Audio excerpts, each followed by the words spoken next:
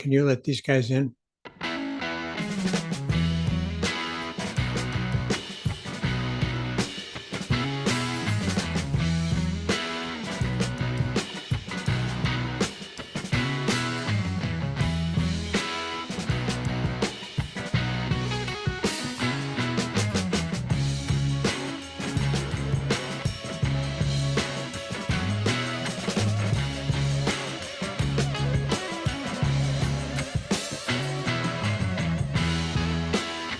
I'm here ready to add people.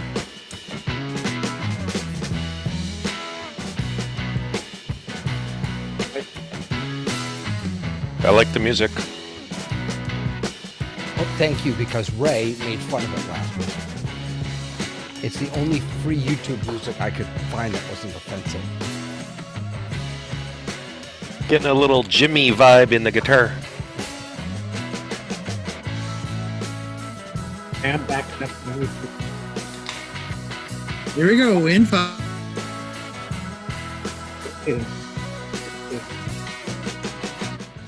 Hey, everyone. Hello, hello. Oh, I forgot to change my shirt again. I only think about it when I see myself on the camera. Hey, Frank. Hello, Ray. Frank, are you the number 2 contributor in, are you the Frank that's the number 2 contributor in the Zoom community? I am behind Ray, but yes. I will never catch Ray, but yes, he is the master. Wow. Not Ray Franklin, just to be clear, if anyone's watching, right? Yeah. It's the other Ray. The other Ray, yeah. That's pretty darn impressive. How many hours do you spend in there? I don't know, not that many. Yeah. I sort of have my iPad with me when I'm watching TV and stuff, and I'll jump in or whatever. Nice. Nice. So I don't know if you all saw, but I actually posted in test over in the I should have put it in Facebook also, but in the Discord I posted, if anyone's interested, I just made a spreadsheet where we can add things that come up for us, questions, things that are interesting. You can put any information you want in here, links, and then those are things just so that we all don't forget what may be on our mind that we may want to look at or discuss. So that's available to you. I was spending today looking for our zoomtestkitchen.com, but Jeff still owns that, and I'm not sure he wants to give it up. So for now, you're stuck with my URL of tortech.com/ was it ZTK show notes, I think? I put it in there for you. So if anyone has anything, feel free to add to that. Hey, Tom. Good to see you. Hey, gents. Oh, sorry, I was unmuted. No, you're perfect. I had a little bit of a back and forth with, sort of amazing that Andy Carluccio, if he isn't watching live, is most of the time watches this on replay. It's really sort of amazing, and then responds to all of our queries over in the Discord. For those of you who don't know, he one of the things that I didn't know how to do last week was make Zoom Cuts the primary app over the normal Zoom client, which is something new that just came out. And he says that that's a Mac thing. So you have to use a program like Swift Default Apps or something like that, that will change the application responsible for handling URLs. So I didn't actually do that. I didn't do that yet, but he did put that in there. And oh, Frank, I didn't see this. Stream Deck Mobile Pro? Yeah, I ran across that today when I was doing some stuff. Looks like there's 64 buttons. So they've always had 6. Oh no, this is back from June 27th. Yeah. Okay. So this is, so this isn't new. What's new for me? No, absolutely, fair enough. So this is if you are a Stream Deck user, they had a big update to the Stream Deck Mobile, and one of the nicest things that they did is now you can have 6 keys for free, which is really nice. So you can just on your phone or your iPad or wherever, you could have Zoom, a mute button, a camera button, or whatever button, right there. It makes it more accessible to everyone. And I just got Tom's requests for live streaming because he's firing up his ISO machine, which is fantastic.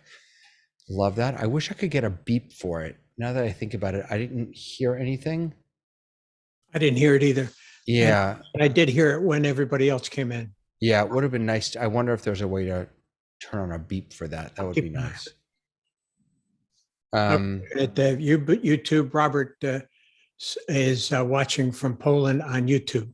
Say hi, Robert. Robert, hello, my friend. Good to see you.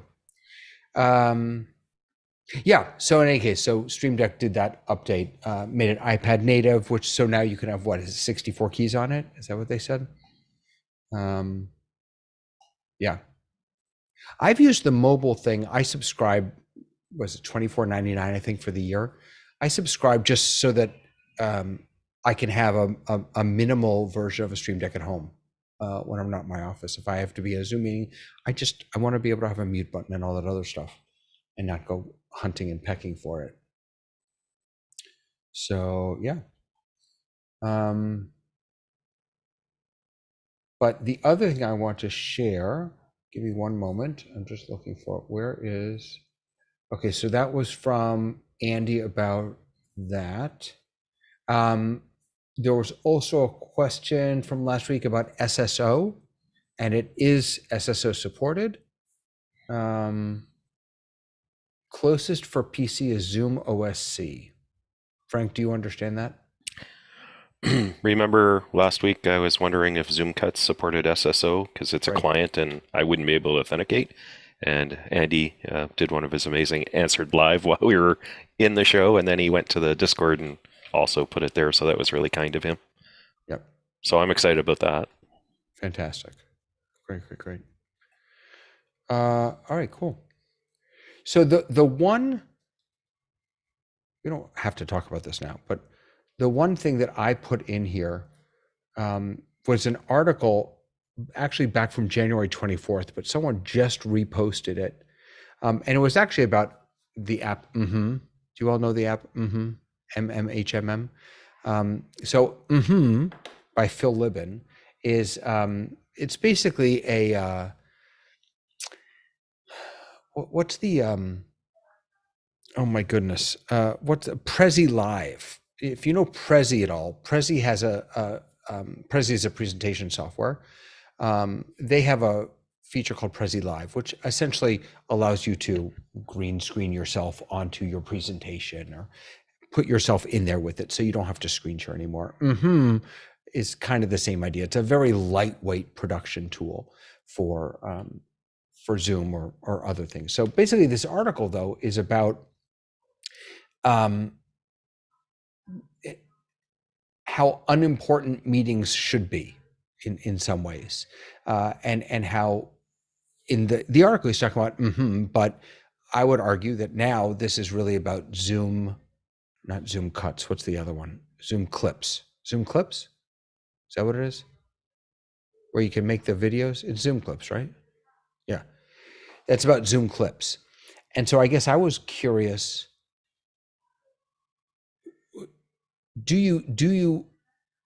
what is the place of meetings, or what have we learned about the value of meetings? I had a meeting today with the state of Florida, and the entire meeting was them reading a PowerPoint to us. The entire meeting. And the argument in the article, and I guess my argument also, is that should not be a meeting. That should be a Zoom clip, or an anything other than a meeting. I wonder if Zoom has, by making meetings so much easier, has also brought to our attention the fact that meetings maybe aren't as necessary as we thought they were. Didn't email already do that? Doesn't everyone say that's a meeting that should have been an email? Right. Ray, you're muted. I've been very critical of a lot of the Zoom 30-minute meetings that they put up. It's wall-to-wall PowerPoint with a tiny little image up here. And it's PowerPoint put out by Zoom corporate. And I complain, and I'm getting a little bit of traction, but that's not a meeting either. I wonder though, so it seems to me that the point of a meeting should be engagement, conversation, questions, all of that stuff. That if you're, I think in the article here, it says, if you're the one talking for more than 50% of the time, it shouldn't be a meeting, right? If other people, if their voices aren't heard. So how, other than, one of the challenges I think that Zoom has had is in engagement. It's not naturally the most engaging platform. And that's not a dig at Zoom, that's just digital connecting. It's because of this thing. Instead of looking, that it might as well be a phone call as long as you're doing this. Right. It's not incidental that there's video. Either it's worth communicating with them like you're on TV, or and wearing something other than your bathrobe, and having something, having a decent background. Otherwise, it's also not a meeting. All good training sessions know that the cognitive input needs to be done up front so that the meeting can actually be, my button's not working. I got it, don't worry. The cognitive input needs to be done before the meeting, so the meeting can be a discussion of equals where everybody has the same knowledge. That's a well-planned training session and many meetings, in my experience. And I think that Zoom has, again, not Zoom's fault, but Zoom has in the same way that Zoom has made mediocrity acceptable because it's so easy, it's so accessible, that people are able to be mediocre, have mediocre experiences, and that's acceptable. In the same way, and maybe this is because of the pandemic in some ways, but I don't have to tell you, because you know, as a presentation coach, Ray, you know this, that speaking to a sea of cameras that are turned off or people who are not engaged is just awful. It's just awful. And I feel like that's an uphill battle in meetings. I don't know. I guess my fundamental question is, what are best practices when it comes, I'm not thinking about lighting and stuff like that, but in running a meeting, a Zoom meeting, what are the best practices so that it doesn't become what should have been an email or what should have been a clip? The first thing is, within the first 5 minutes, engage your audience. If you're not engaging the audience almost immediately, they're gone. They're the distractions in front of all of us, phone, text, everything, the distractions, especially if I can turn my, I'm at a corporate event and they don't allow you to turn your camera off, but you've been able to mute the Polycom for years and pretend you're at the meeting. But if you don't engage the audience in the first few minutes, you're going to lose them. Frank, where you use it in education, it is just a talking head talking to a bunch of people, isn't it? 90% of the time?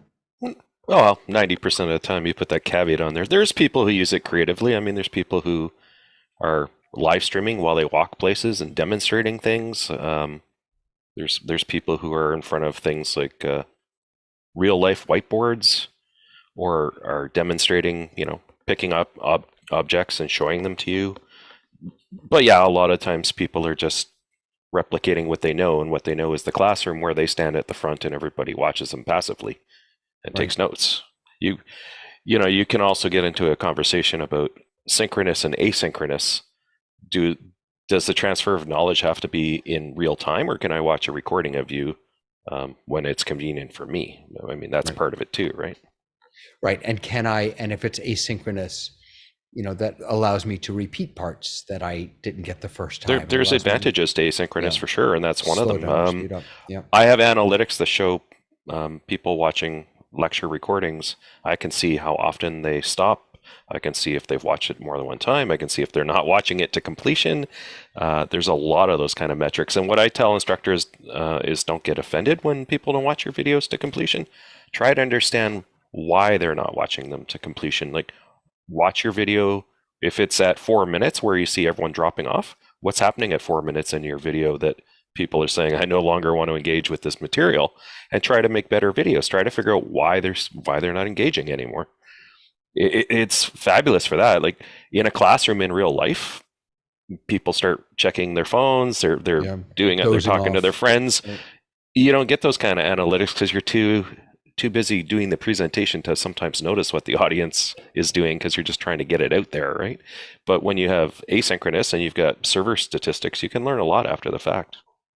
So when you all do asynchronous, are those Zoom lectures that are recorded and then shared, or?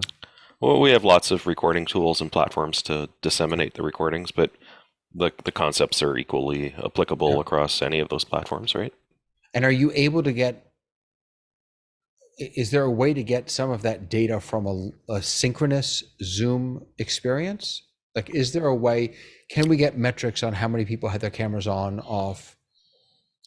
I'm not going to talk about Zoom, but I'll say another platform I very familiar with that we're not going to continue using had engagement statistics built in, and would give you a report at the end of the session. So it was very much like Zoom. How many times did you raise your hand? How many times did you chat? How many? And it would give you a score, arbitrary, but there was a score, and you could decide what you wanted to do with that information per participant.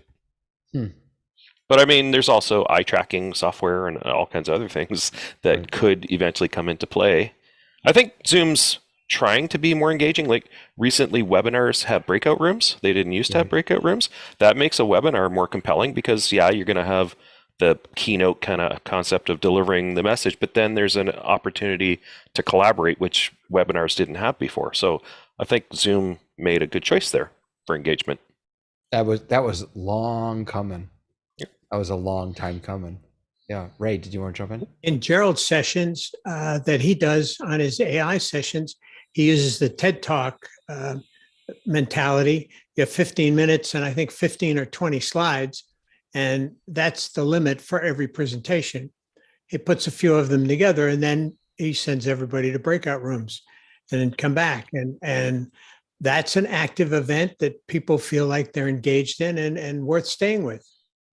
And it's got a big audience. Hi, this is Gerald, and thanks, Ray, for referencing my AI event. And we've done it for 3 months now, doing it again on September 21st. And as you know, some of you know, Robert Sababadi has been the executive Zoom producer for me, and we've been learning as we've been growing and so forth.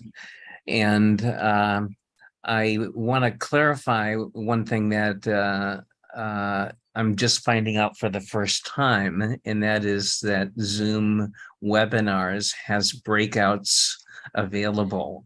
How do I know if that has been enabled? I have an enterprise license for 500 attendees, and it's part of a group of people. So the admin panel, if you're familiar with the Zoom admin panel online in the Zoom portal, you go to account settings, account management, account settings, and then along the top there'll be a tab for webinars, and then you'll go through the options, or there's a search tab. You could just put breakout rooms and it would take you to the section in the admin panel, and then it's basically just a checkbox you have to turn off or on. Oh, wow. So you have to actually enable breakouts. I think they're off by default. I could be wrong, but I think they are. But either way, it would be good to double check and just make sure what the status of if you're not seeing the ability when you schedule a webinar to add breakout rooms, then it's probably off. Oh, okay. So I've got it up here. And I'll pop the link into chat soon, but you go into your web portal, as he said, account management, account settings, under meeting tab, in meeting advanced, click the breakout room webinars toggle to enable it. and you'll click enable, and then you have some options. Do you want the host to be able to broadcast message? Go ahead. I'm sorry. Did you want to jump in? No, I'm just curious. Yeah. Do they allow you to share video when you're in the breakouts? Because Zoom Webinar doesn't allow video people to share the attendees to share video. Yeah, that's by design. Right. Yeah. What about for breakouts? It's a good question. I think you can do video in the breakout. It's the only time you can do video as a participant. When you say share video, do you mean share their camera video? Yeah. That's yeah. I think that's the whole point. The other way you can approach this, you can make a Zoom meeting very much like a webinar if you restrict everything. So you could all, and that before webinars had breakout rooms, sometimes we would use Zoom meetings as webinars, and we would just take all the privileges away until that part of the meeting where you wanted to do something like that. When you go into focus mode in a meeting, it shuts everyone's camera off. You can tell everyone, you can force everyone to be muted. It's I don't have a webinars license. I never have, because honestly, now that Q&A came to meetings for business accounts and up, I don't have any need for a webinar, because I could just recreate it in a meeting. So focus mode doesn't turn your camera off exactly. What it does is it prevents, it's kind of like, the paradigm is sort of like the leader of the meeting can see everyone's camera, but the participants can't see each other's cameras. So they can see their own and whoever's presenting or host. But the person who's in charge of the meeting can see everyone's camera. It's not that there aren't cameras, it's that you're not allowed to see your neighbors. Right. But for the user, for the end user, not the host, it's essentially it takes a little work, because you have to spotlight, because otherwise, if they're looking at gallery view, I believe, they'll see everyone's names as if their cameras are off. I think is actually, we could do it right here. We can go into focus mode if we want. I can't say too much, but focus mode has a bunch of really new, exciting innovations coming. I just don't know when they're going to release it. Okay. But so I've been in meetings with Zoom about it, and it's what they're going to bring to focus mode is going to be exciting for a lot of users who need certain skills or tools, I guess. That's fantastic. So here is, this is the pop-up that I just got, start focus mode. Participants will only be able to see the host video and shared content and videos of spotlighted participants. You can allow shared content to be viewed by everyone in the screen sharing menu. All right, so I'm gonna just go ahead and start this. So now you should only be able to see me, Ray, Frank, and Mike. You know what, I'm just gonna, Frank, I'm taking co-host away from you just so that we can have more people. So Frank, can you confirm, or Tom, you can only see me, Mike, and Ray? No. Who said no? Lois said no. I can see Gerald. You can see Gerald doesn't even have his camera on. I know, but I mean, I can see his square. No, that's not what I'm asking. The cameras. Oh. You should only be able to see my camera, Ray's, and Mike's. Yes. I my own. Correct, and your own. So Frank, for example, has his camera on, but you can't see it, but I can. Now, if I were to take Frank and if I were to spotlight him, now you should all be able to see him. Is that about right? I think that's right. Yeah. So, David. I'm sorry, go ahead. No, Yeah, just letting you know, yes. Yeah, so with a little playing around, you really can make it very much like a webinar. Robert says attendees can switch their cameras on in breakout rooms if the host allows it. When the breakout rooms are closed, the attendees go back to view-only mode. Right. You know what that reminds me of? It reminds me of, we did some testing a while back about the persistence of settings during breakout rooms. So, for example, if you have everybody, everyone is muted upon entry. If you have that as a rule, as a setting in your meeting, and then you send people to breakout rooms and they unmute and mute and unmute and mute, and then when they come back in, that original meeting setting of mute is, I believe, still active. And so the same thing is true here with webinars and breakout rooms, sounds like. Tom, go ahead. Sorry, I had to unmute myself there. So I did notice that it is only for Zoom events and Zoom sessions setups The breakout rooms? in webinars. Yeah. Um, It's the same thing with the, what do you call it? The Backstage. yeah, that and the, you know, the production studio thing, all those things are available in webinar if you have a Zoom events license or a sessions license. So my current enterprise license that doesn't include Zoom events means that I would not have Zoom breakouts. Right, for Webinar. webinar. Probably not unless you purchased a sessions license for the year, which is, I think, $1,000. You can also buy I don't know about sessions, but Zoom events, you can buy per user instead of for a whole year. You can say I want 500 users or 1,000 users. So if you're only going to have 10 people at a webinar, you would have, you know, all of those other opportunities to use it again. So you might want to do the math and see if it lowers your cost, I guess is what I'm trying to get at. Wait a second. So if you buy per user, if I buy 500 users, that license is active until I use all those 500 users up?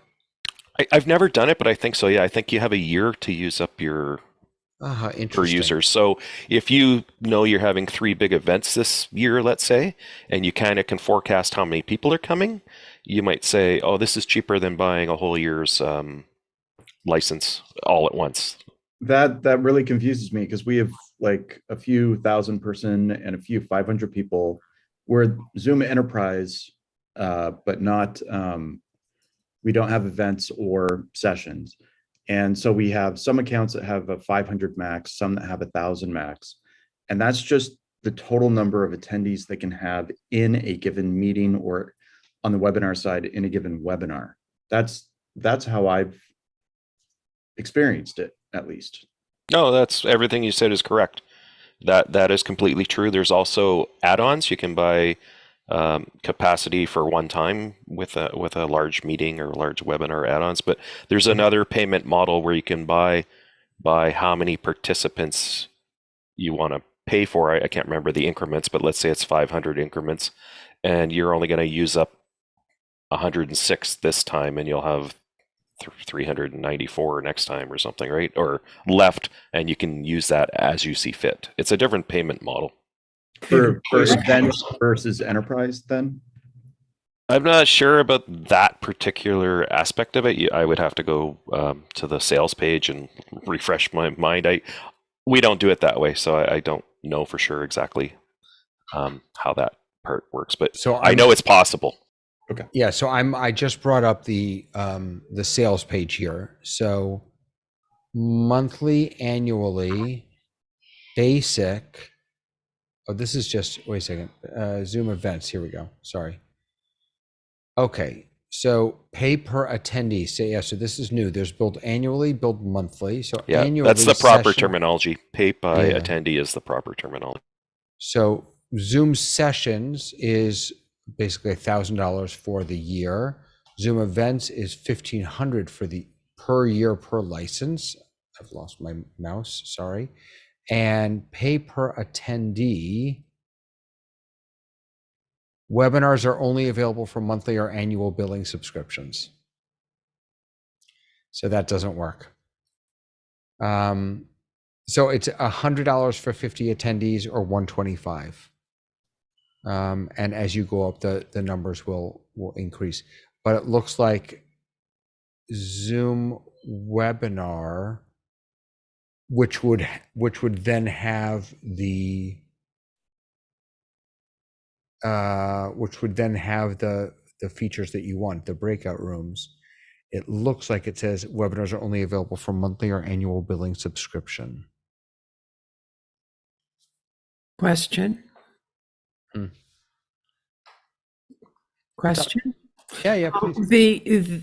You said that if I used 106, then I'd have a bunch left over. What happens if you're in the middle of a meeting and you go over?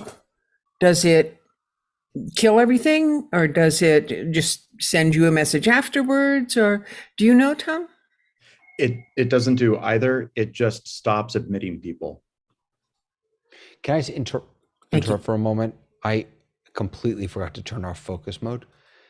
So I am so sorry to the people, if anyone's watching on YouTube. You've been, I think, stuck on me. Thank you, Ray, for letting me know. I apologize. Yeah, it stops admitting people. It stops registering people. I think it gives them a message that says you've reached the maximum number of registrations.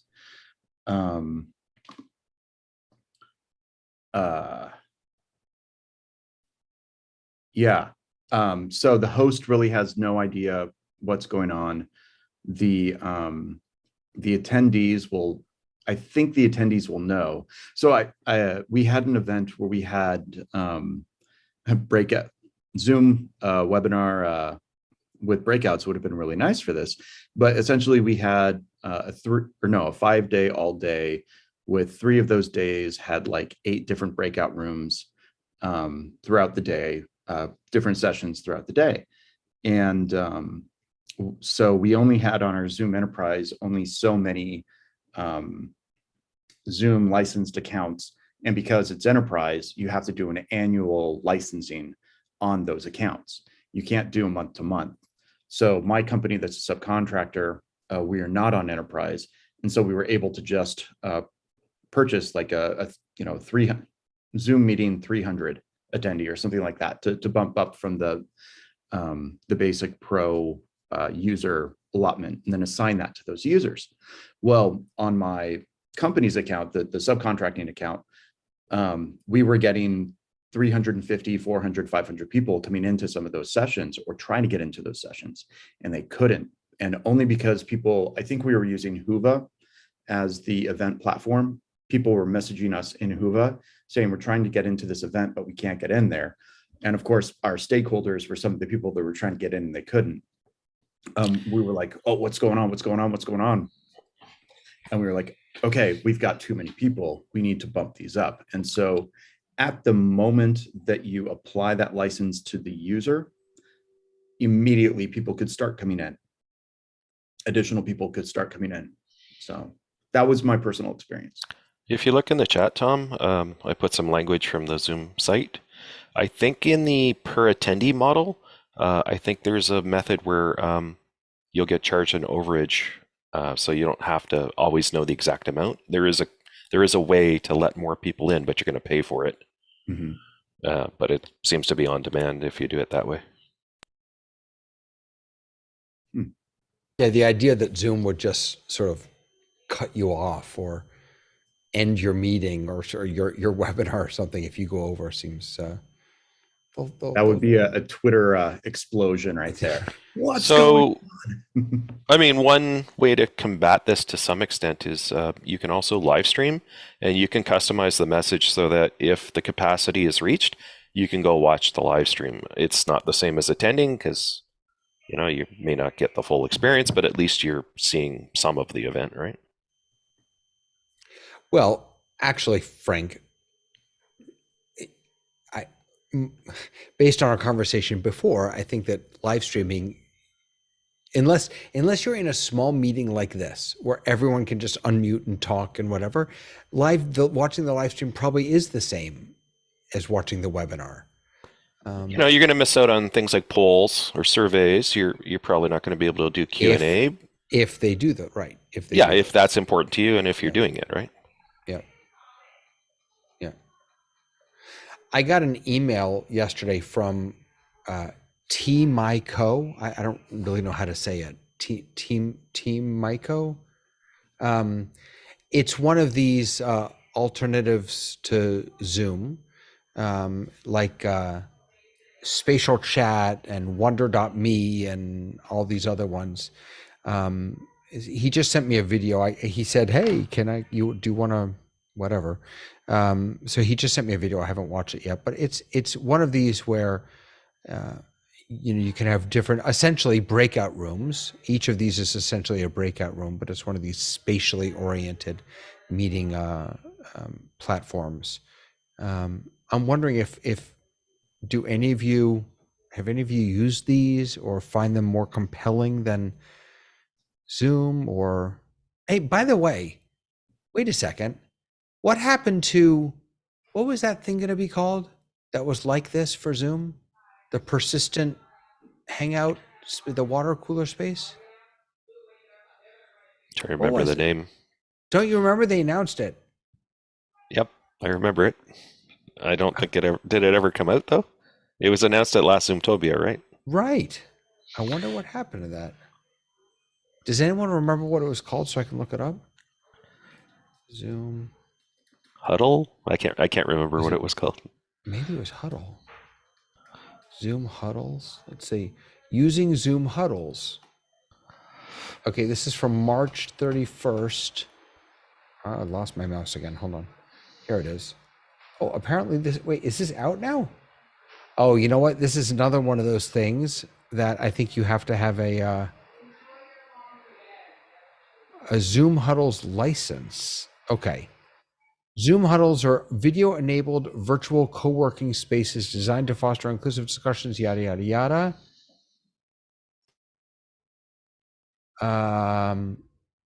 You need a Zoom Huddles license. Oh, it's in early access. I guess that's why. I wonder if I filled one of these out. I have a couple of comments or thoughts about this. Did you read recently how Zoom has forced all of their employees to go back to the office, the physical office? It's interesting to me that a company that promotes hybrid working and meeting is compelling everyone to come back to the office. So they come back and huddle. Then the other thing I wanted to say was, the app you were just showing, Myco Team or whatever it was called. Yeah. It might be a fabulous product. I haven't used it. I've tried some of the other ones. They remind me of meetings with speed dating. Like, I think I'll go hang out with those people and meet them for a little while. Yep, absolutely. Yeah, Love that. David, I've actually, again, on some of the different events that I've gone to, they've been sort of using these other alternative platforms as well, which is similar to that one. And Frank's right. It's very much equivalent to like speed dating, where you would actually go table to table to table and officially, virtual table to table to table in the actual environment. And then when you actually get there, you will see that, okay, all these certain people are at this table. And if as soon as you, depending on the platform, if you get there automatically and it's turned on, you actually might hear the audio of the group now, and you might be joining the group chat, group audio video chat. And depending on the situation, again, it depends on the administrator. You might go over there and then all of a sudden they'll say, would you like to join? Click. Then all of a sudden now you're in the group chat or not. Or you might just want to, it's taking the lobby, Zoom lobby, and sort of breakout room and lobby and speed dating and taking a building layout. Some of them will use clubs, some of them will use diners, some of them will do restaurants. Because again, all the different layouts, some of them will actually have multiple floors. I've done that one. That one's a bit confusing where you actually go up and down an elevator, but it actually takes you different floors, and you can actually, so they have different tables at different floors. So it takes you entirely into like if you're at a multi convention center type scenario where they have multiple floors, where you go into multiple rooms, they're imitating stuff like that as well. So, and as goofy as that is, there's something about not just being able to sit there, about it not being a passive experience, that I'm going to move myself around this space, even if it's just with my mouse. There's something about that that's intriguing to me. Zoom it can be so, it's not Zoom's fault. It can be so passive. Ray, sorry. Zoom Events has something similar when you go from exhibitor to exhibitor. Right. Go, and that's used frequently in the Zoom Events. Yeah, the platforms that I was mentioning, they were previous, like they were before Zoom Events as a product were even around. It's sort of where Zoom Events started looking, or Zoom started looking around going, hey, because there was this one platform that it was similar to this that actually was using Zoom as a back end as well, in the regards of if you wanted to actually have just a meeting, one-on-one meeting with that person from that platform, you could actually bump into a Zoom call or a Zoom meeting. So I just filled out that form again. I'm sure I already had, but for how do I gain access to Zoom huddles? I'm absolutely positive I filled that out, but there is a form here that you can fill out. I just did a Google search for Zoom huddles. And then when Zoom huddles is released, customers with Zoom One business plans and above can have access. These customers will be given 90 days of free access to use Zoom huddles. Pricing specifics will be communicated during the 90-day free trial window. So I have a business account. Let me, I wonder if account admins can control the enablement of Zoom huddles for their accounts. I wonder if it's possible that it was actually turned on for me or it was enabled for me and I didn't even. All right, so feature must be enabled by Zoom. Well, let's see if I'm gonna check my let's check my settings here. This is not the right account. I will come back to you in just a moment while I sign in. Lois, you had a question regarding this, or was it a different topic? So I'm thinking, hearing what you're talking about, that it sounds like they've taken the breakout room, and the main difference is that you have images involved. So I can set up my meeting, and we do, so that there is a list of breakout rooms and people can put themselves in this one or that one. They can see who's in there, all that stuff. What it doesn't have is it doesn't have icons on the room, but you can call this one the sun room and that one the shade room and this other one the, I don't know, lunch room. So you can make all those names and you can make a whole bunch of breakout rooms. Yeah, it just seems like it's a more visual thing, but breakout rooms do a good job of self-sorting and who are you going to talk to today kind of things. Yeah. Yeah, one of the other things that was also on this one platform that I'm remembering too was that if you had needed some technical support, they actually had a technical support table. So the techs would actually just sit at that table so that if you didn't know how to move around the system, you could actually go over there and talk to one of the head techs that was actually running the, in our words, room, but in their words, it'd be environment. Yeah. We, the Quakers have an annual meeting called a yearly meeting. And at our yearly meeting, your Pacific yearly meeting, we use the breakout room structure so that when you enter, that's the front room. It's not a waiting room, but it's actually the front room. And then they can put you in different rooms or you can sign up for different things. And it's a week-long, very complicated thing. And in fact, I was on the tech room for people who had questions for a day or two. So yeah, lots of stuff. David, are you ready over there? I don't know. I'm looking to see. I don't see it enabled here. I got distracted because I went into my settings and I saw at the top Zoom Events. I don't have a Zoom Events license, so I'm not sure why I would have any of these. Are you sure? I don't think I do. You should check that out. Because if you have Zoom events, then you get access to backstage and some of the other Yeah, cool but stuff. I don't have any of that stuff. So, Oh. and Maybe I don't. maybe it's just a You might. placeholder. And I don't have events even because I'm well, it doesn't really matter. Yeah, I do not have the huddles yet. So I just want to Robert and Ray posted it in the chat here. Robert said the choice between a webinar and a live stream every day, since you can pull the chat from YouTube into their meeting, is just the statistics and license fees, right? So if you remember now, there's this new feature where I forget what it's called. Forgive me. Oh, it's part of the the new streaming that you can do. That you can now pull the comments from wherever you're streaming to. You will see those now in your Zoom dashboard. So you're right.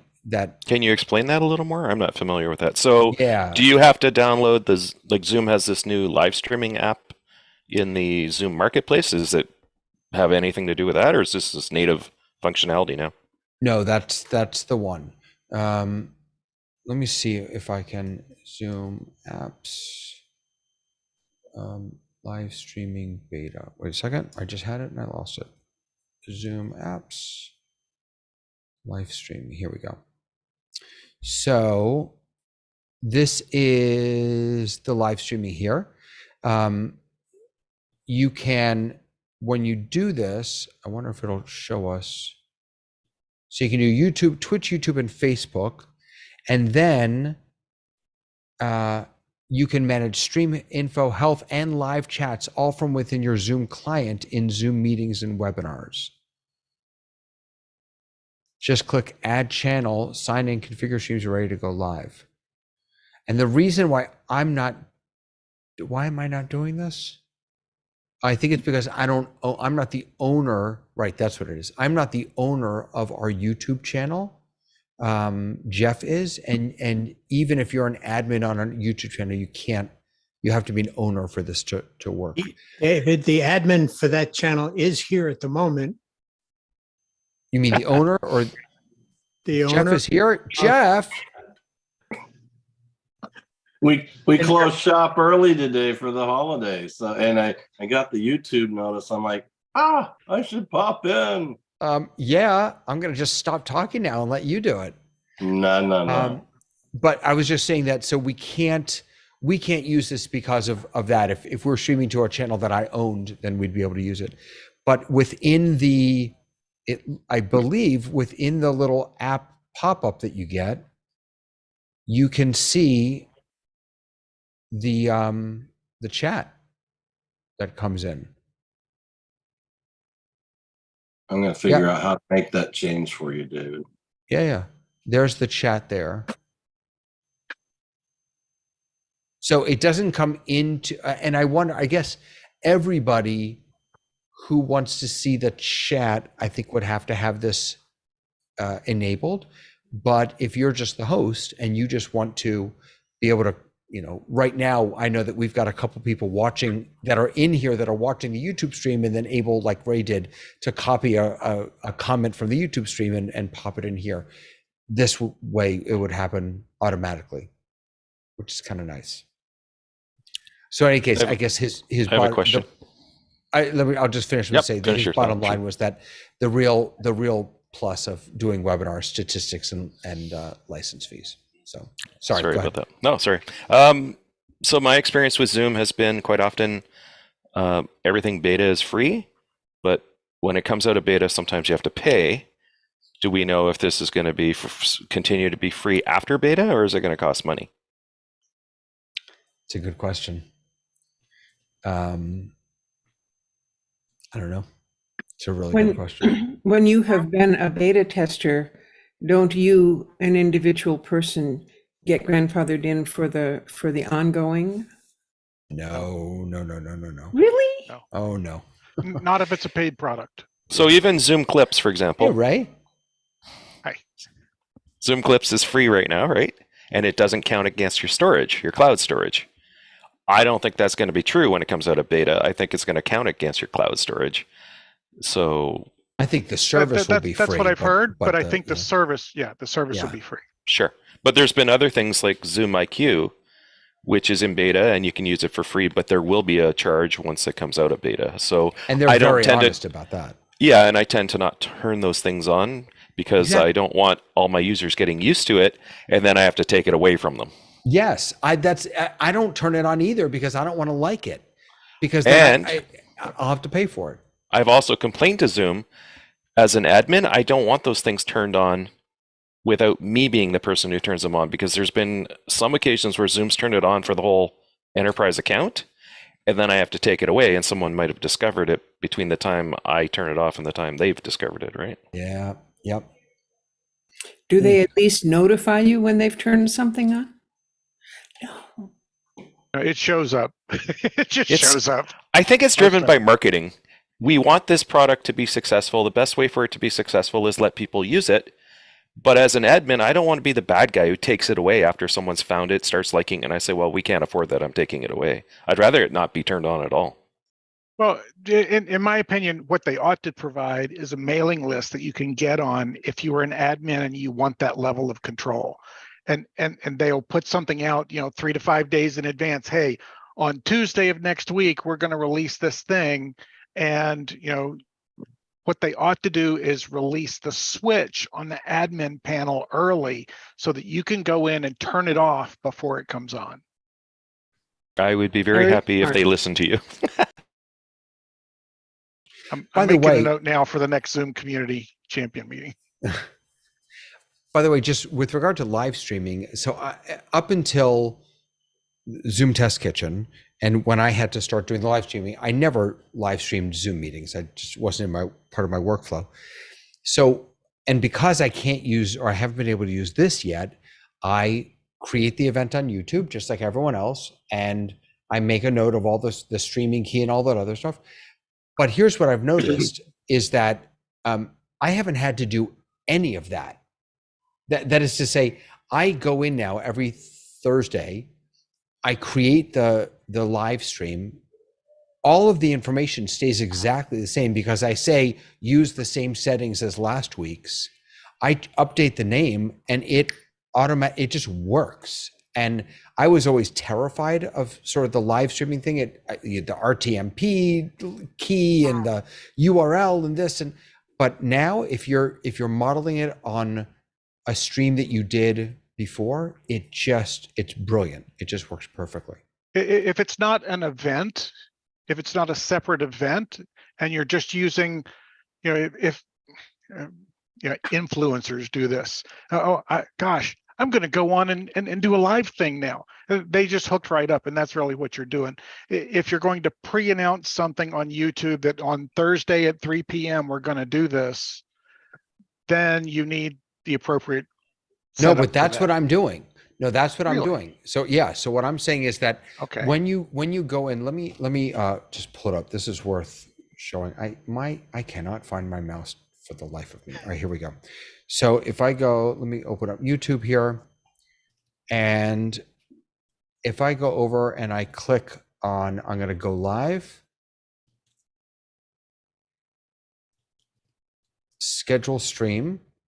So you can copy and reuse the info from a recently completed stream or create a stream with new settings. I'm going to keep using this one, and it's got all of my past ones in here. Now it doesn't have today's because it's not over yet. Right. If I reuse settings, now once I schedule, I can change, I change the whatever, and I change the date here. In Zoom, I go to, what is it? Stream, an art, what is it called? A custom RTMP. And I don't have to update anything. It just automatically works. It sends it to the right place. It's just, I don't know if that's a change or if this is the way it's supposed to work, but it's brilliant. It just works perfectly. It's different on the YouTube side than what my experience is, and I haven't really done this in probably a year, so I don't know when they did it, but yeah, that's clean. I like that. Yeah, it's very, very nice. Lois, you have your hand up. I'm sorry. Oh, no, it's a good hand. When we're done with this topic, I do have a question. I came with a question today. I figured, might as well. all of us who have been on various shows have experienced a framer, a something that says, and this is where you put your head, and this is how big it's supposed to be, you know, just like David's got. So I'm wondering if on Zoom, there is going to be in the video settings someplace, because you can prearrange it and move yourself around without it showing up anyplace else. Are they ever going to come up with a framer to help you? I'm getting a thumbs up and a no. I would say no, but I let me would tell you what absolutely I say no. Yeah. what I think you actually could do is you could create a virtual background. It wouldn't be on front, but it would be behind your head. Oh, I And would can. at least kind of do that. I have no problem. No, but you I can even. I can do that, but I'm wondering if Zoom will ever do that because they come up with some interesting things. But wait, you don't even need. No, you don't have to use the virtual background. You could. Now, this is not answering your question, Lois. This is not. But you could absolutely do this now. So let's go in here. Let's go to Zoom.us and let me log into. Well, we're here. I'll just do it Yeah, here. each individual can do it for themselves. I understand that. Right. No, as I was and saying, the answer is no, Zoom's not going to do it for everybody. I don't think so. Okay. But just so that people know, you can do this for yourself. Let me just log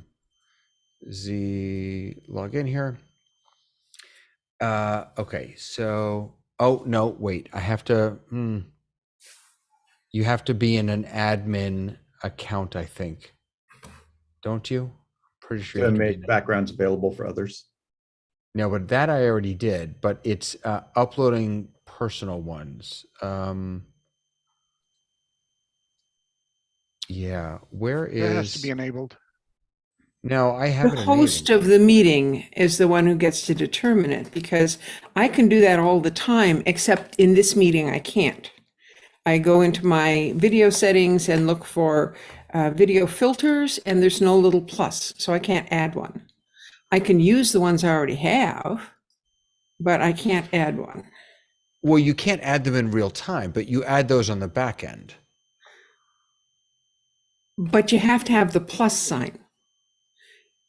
You can do it from the video settings on your screen because I've done it.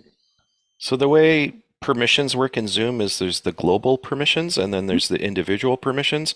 If the global permission is off, then your personal thing won't be allowed. So you have to make sure the hierarchy's in place first. Yep. And it's not on this meeting. It shouldn't be. It's not. Oh, hold on a second. I'm okay. Let's see here. So, in meeting advanced, virtual background, allow users to upload custom backgrounds, video filters. It's all turned on. So what I was going to show though is that you could, if you have, I'm going to look and see if I have daily overlays, face framer. Yeah. So you can upload a video filter and then now I'm not in this meeting with this account, but now I could then pop this up and it would do exactly what I'm doing in production software. If you look in chat, Ray has proven that I'm wrong because he has a plus sign. Do you have a plus sign there, Lois? No. Okay. So to me, that then tells us that it's an account and an admin setting in your account. So if you are really the only person on your account, you have to go into the admin settings and permit the individuals to upload their own. Are you a host or co-host in this meeting? Not that I know of. I was thinking that might make a difference. No, It he's has not. to be. Nope. Well, anyway, that was my question. Thank you. Yeah, of course. I'm pretty sure I can't do it on this account because, again, I'm using Zoom Cuts, which is, I keep forgetting that I'm living in Zoom Cuts. Let me just pull up background and effects, video filters. You can, this is interesting, actually. You can add that plus that you were looking at, Lois. You can add virtual backgrounds from your settings. You can't add video filters. The video filters you have to add on the back end.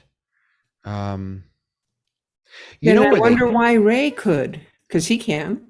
No, he could add. He was adding a virtual background, not a video. So that's just for my account, not for everyone that's on the meeting. Right. Ray, was that a virtual background or a video filter? It was the area for both. They're different. The virtual backgrounds, I have a plus sign. The video filters, I do not. Right. So here's what yeah. here's what he was showing. So he was on virtual backgrounds. If you click on video filters, that would not be there. So I'm not wrong. You are not wrong. Video I didn't catch the filters you have difference to between upload virtual in the back backgrounds and end. filters. Yeah. The admin of an account can add custom video filters. I think you can add 2 for the account, right? 3. 3 now. Yeah, 3. Right. Actually, for what it's worth, I have 4 up here on my account. Let me get out of this and go back here. So this is my admin account. I am having such mouse issues today.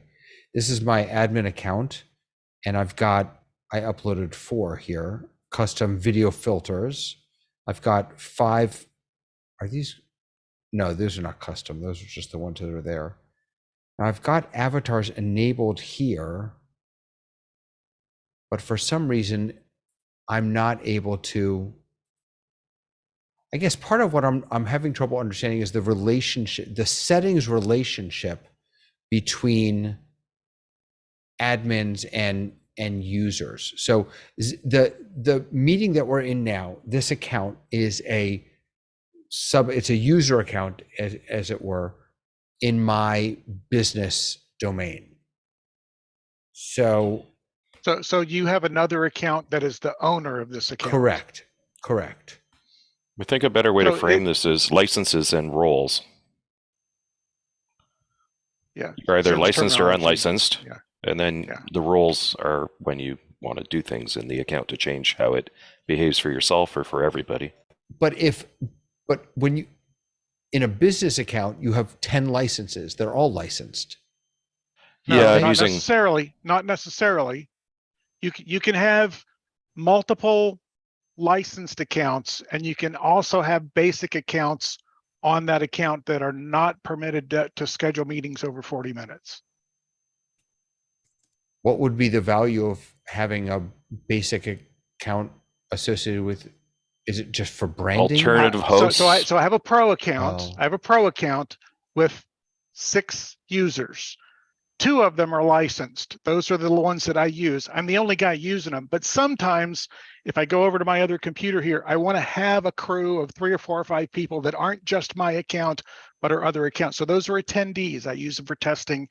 And you can attend whatever meetings that you want as a basic account user.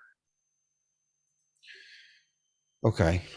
Another reason to have free accounts, if you have a lot of users, we demote people who we think aren't going to be part of our account much longer, to keep them in the system, but they're not using a license. So that way, if we reinstate them, we can bring all their meetings back and their recordings back and things like that. It's the last step before we purge you from the system, sort of a holding tank until we wipe you out. But David, to your question really about the relationship between the admin settings and the user settings. The admin settings usually come in a couple of flavors. In some cases, the little switch is, are they enabled for it or are they not enabled for it? And in some cases, that switch is, what is the default for the setting for the user? And then there's the lock button.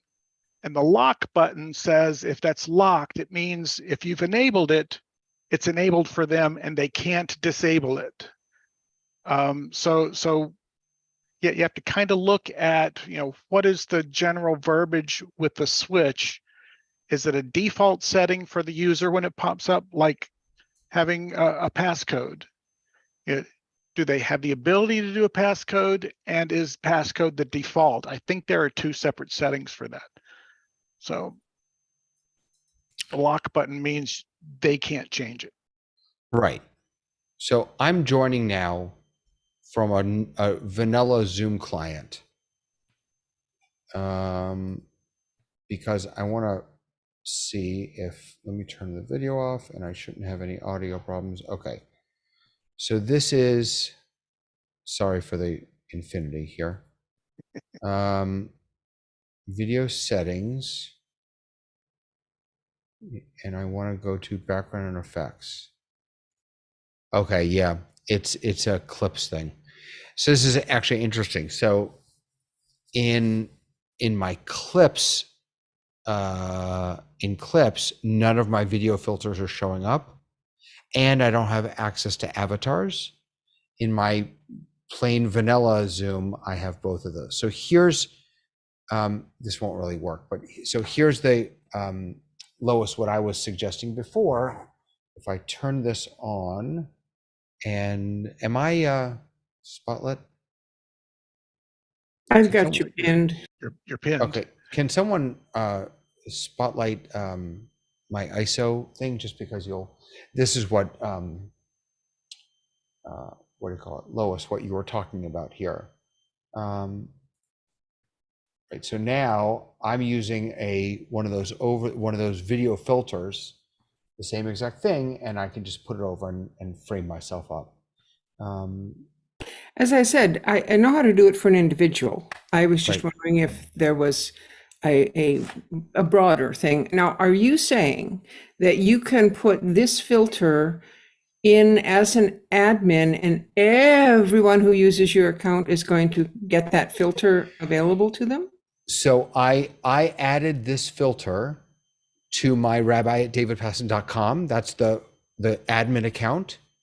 And this is, I am not logged in as that here. I'm logged in with another account here that's part of that business. So yes, everybody in the business gets access to the video filters that I put in as an admin.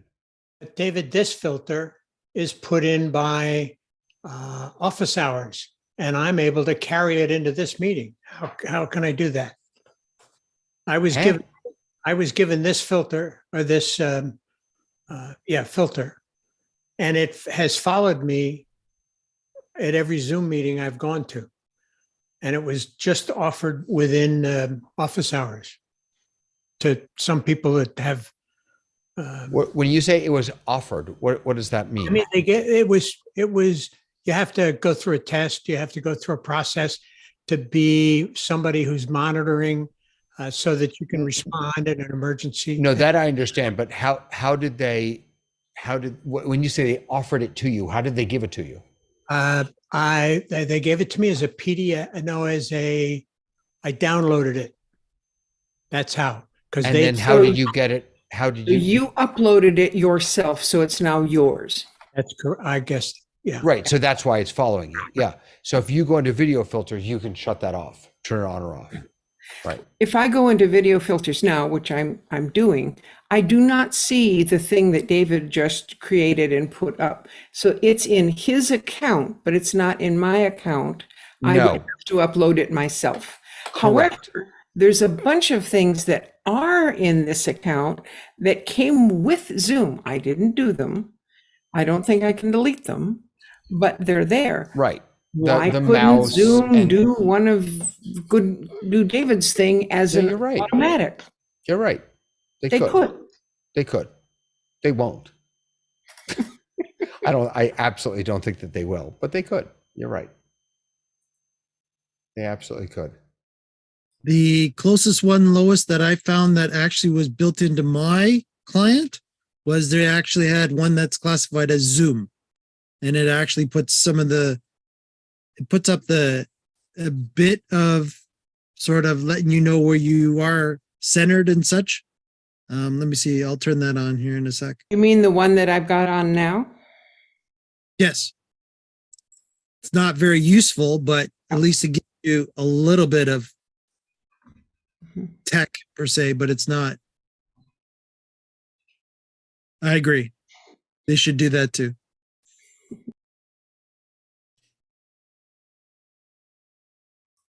What's next? I just, for what it's worth, I think they won't do that. Yes, Frank just put his submit your feature request here. Yeah, for what it's worth, I think they won't do that because we're the only crazy people who need that. Yes, we all agree that everyone should frame themselves up, but they don't. It's not important. And again, we are not Zoom's, I think, audience, really. We're pushing it in a beautiful, wonderful way. But I do think that there are more people out there who frame themselves. They may do it differently. Like the frame that I'm using right now, where my head is much smaller than it would be in office hours.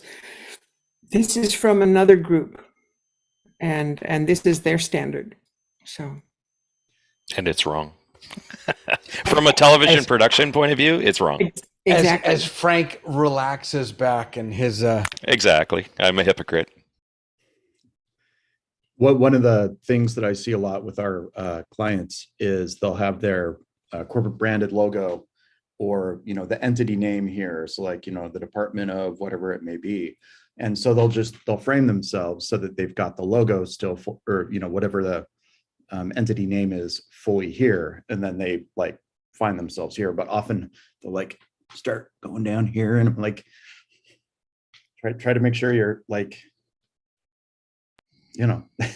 So what I would say, if I had to vote between having a framer or having some method where we could get everyone's audio to the same proper level, I would pick audio first. Audio is way more important in a Zoom meeting than video. Absolutely. When you've got 20 people and some of them you have to turn down because they're always too loud, some of them are too quiet, so you turn it back up and then you're getting blasted by the loud guy. So how does Zoom do that? How does Zoom do that, Frank? What does that look like? Wow, they would have to code some kind of, how they already have test your audio and test your video before you join a meeting if you choose to do so. They could make that a little more elaborate with maybe some recommendations, or maybe the host could push that at all users before the meeting starts somehow, but they would have to code something, right? Well, you also come across what your levels are set at in the computer first, and then what's Zoom going to do with it. Yeah, So see, it's a that's what I was two-step thinking, Lois. Process. And so whenever I do a radio show, I do that two-step process. We go and we look at our audio strength in the computer and make sure we're not cutting off at the end. And then we go and we make sure that we're about the same in this. Now, since I'm usually doing it with the same person, we have tested it and we know what our levels in our room are that are going to work for us. So that's easy. Yeah, and Lois, I was thinking the same thing, actually, that it's not just audio and Zoom. There's a whole bunch of other stuff that we have to consider also. And the truth of the matter is that no one is going to consider those other things, nor do they know how to consider those other things. And so it's up to Zoom in the same way that Zoom has the noise rejection and the echo cancellation. I wonder if they could, and maybe this is part of the production studio, the Zoom studio, is, we can say to Zoom, please make sure that everyone is at 24 LUFS. And then Zoom can automatically do some gain assist on that. That would be really powerful. Well, and that could even be done at the server level. You wouldn't have to necessarily do that down at the computer level. And my thought along some of that is maybe not everybody needs that, but if you're in a Zoom event and using Production Studio, that would be nice to be able to go, his audio is louder than everybody else's. Let's adjust it. One of the things that we use all the time over at our Quaker meeting is that I've got this really nice, Yeti Nano microphone, and I've got it so it's pointed towards the arch of the audience. And when someone speaks, it's going to take that signal and put it into our Zoom meeting for our hybrid meeting. Well, Zoom is wonderful because it has it set so that if the person right next to this microphone stands up and speaks, and then a person way at the other end of the room stands up and speaks, on our Zoom meeting, we still hear both of them well. So it's doing internal adjustments on one input. Well, I mean, it does have automatically adjust microphone volume under the settings. The thing. And that's is what we're that- using, yes. Yeah. Yeah. I mean, it does make adjustments on the fly, which in our world can get in the way because we're used to dealing with the multiple pieces of the chain. But, somebody sitting on their single laptop with their built-in microphone and so forth, it works pretty good, Yeah.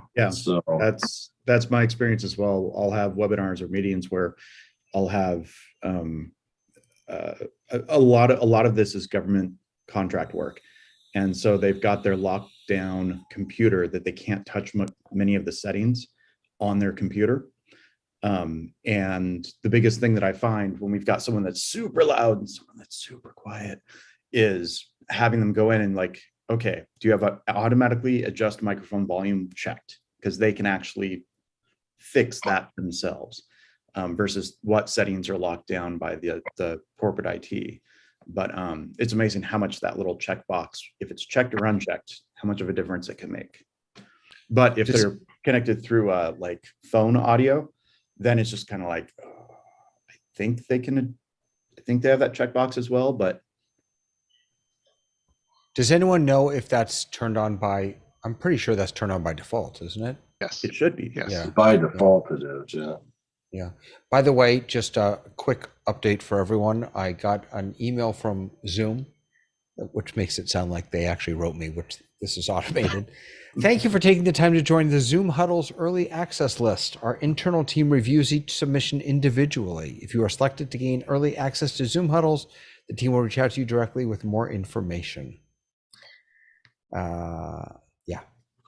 Congratulations. Yeah, thank you. Has anyone here used Zoom Huddles? Has anyone here used it? I've never used it. What I did send into chat, I don't know if anybody saw that or not. I do have in my PC client, it does have an actual Zoom Huddles setting that actually has a couple well, checkboxes. Can we see it? Yeah, I put it in chat for you, Dave. Oh, you put a picture in? Yep. All right, hold on. Let's find the picture. You guys are so Mike. slick. Let's see. Oh. Oh, hello. Wait a second. So here is Mike showing off. No, wait, how do you have this? I don't understand. Yes, this is doesn't good seem as fair. here's my official answer to that. I just happened to be going in the settings when we're talking about the virtual backgrounds and video avatars, and I thought, oh, and all of a sudden I was on the Is it side not there, there on- sure enough, Huddles. Is it not there on yours, David? Because I mean, I'm not on the beta or anything, and I've looked at that settings screen probably a dozen times in the last 3 days and never noticed it, but it's there now when I check it. What? Okay, it could actually, it just came in the latest update then, because I did Could be. update before. I'm updating from 10.10 to .11 right now, and it wasn't there. And I'm on .10. Wait a second. now- What? I what? went from .10 to .11, and now it's there. Yeah, I'm on .11. Are you Hold guys on. all Windows Hold on. though? Are you all PC? Yes. Yes, Or Yeah, PC. it's not on Mac. On Windows. It's not On on PC, Mac yet. and I'm on .10, and it's there. Windows is the only way now, Ah, We don't have any Macs at work now. I'm kind of bummed. yep. That's what it is. It's not on Mac yet. Yeah, just updated to 11 from 7. Apparently I was behind. So is the latest version of Mac .10 then? Is that what you're saying? No, I just updated to 11 from Okay. 7. So let's see Tom, what the. Tom, your PC though, correct? No, I'm a Mac. Oh, okay. So 11 is there. Yeah. Oh, we have I've 11, got but we it. don't I've have got that. it. We don't have that setting for us. Oh, gotcha. David, over to the release notes to see why we got it and nobody else did. Yeah, exactly. So I'm updating to .11 right now. I also had 7. Yeah, it's not. There's nothing here in the notes. Yeah.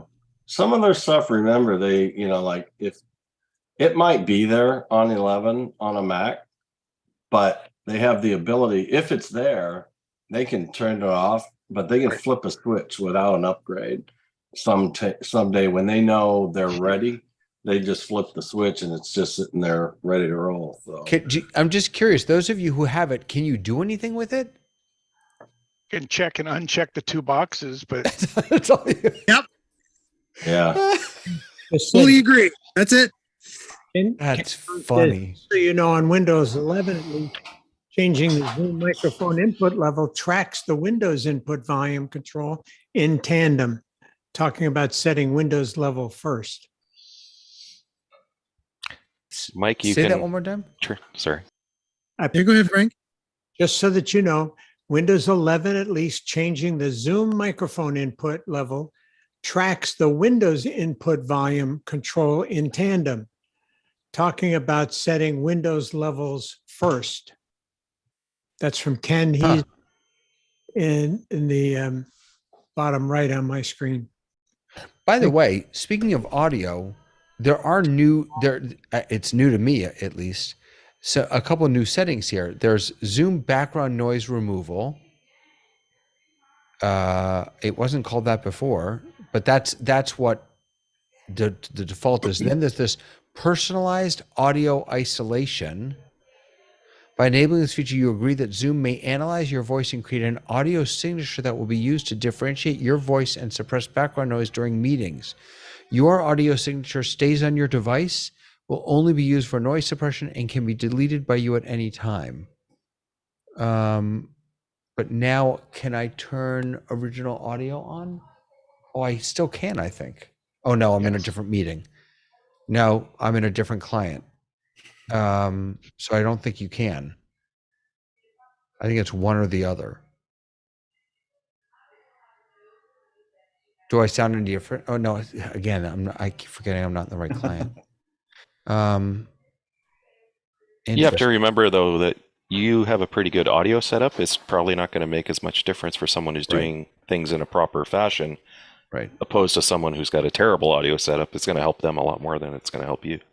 Yeah. And the audio profile, those are radio buttons. If you click one, the other ones turn off. There are 4 of them. The Zoom background noise removal, the personalized audio isolation, audio sound for musicians, and live performance audio, which is beta. But you got to pick one of those 4. You don't get all of them. Yeah.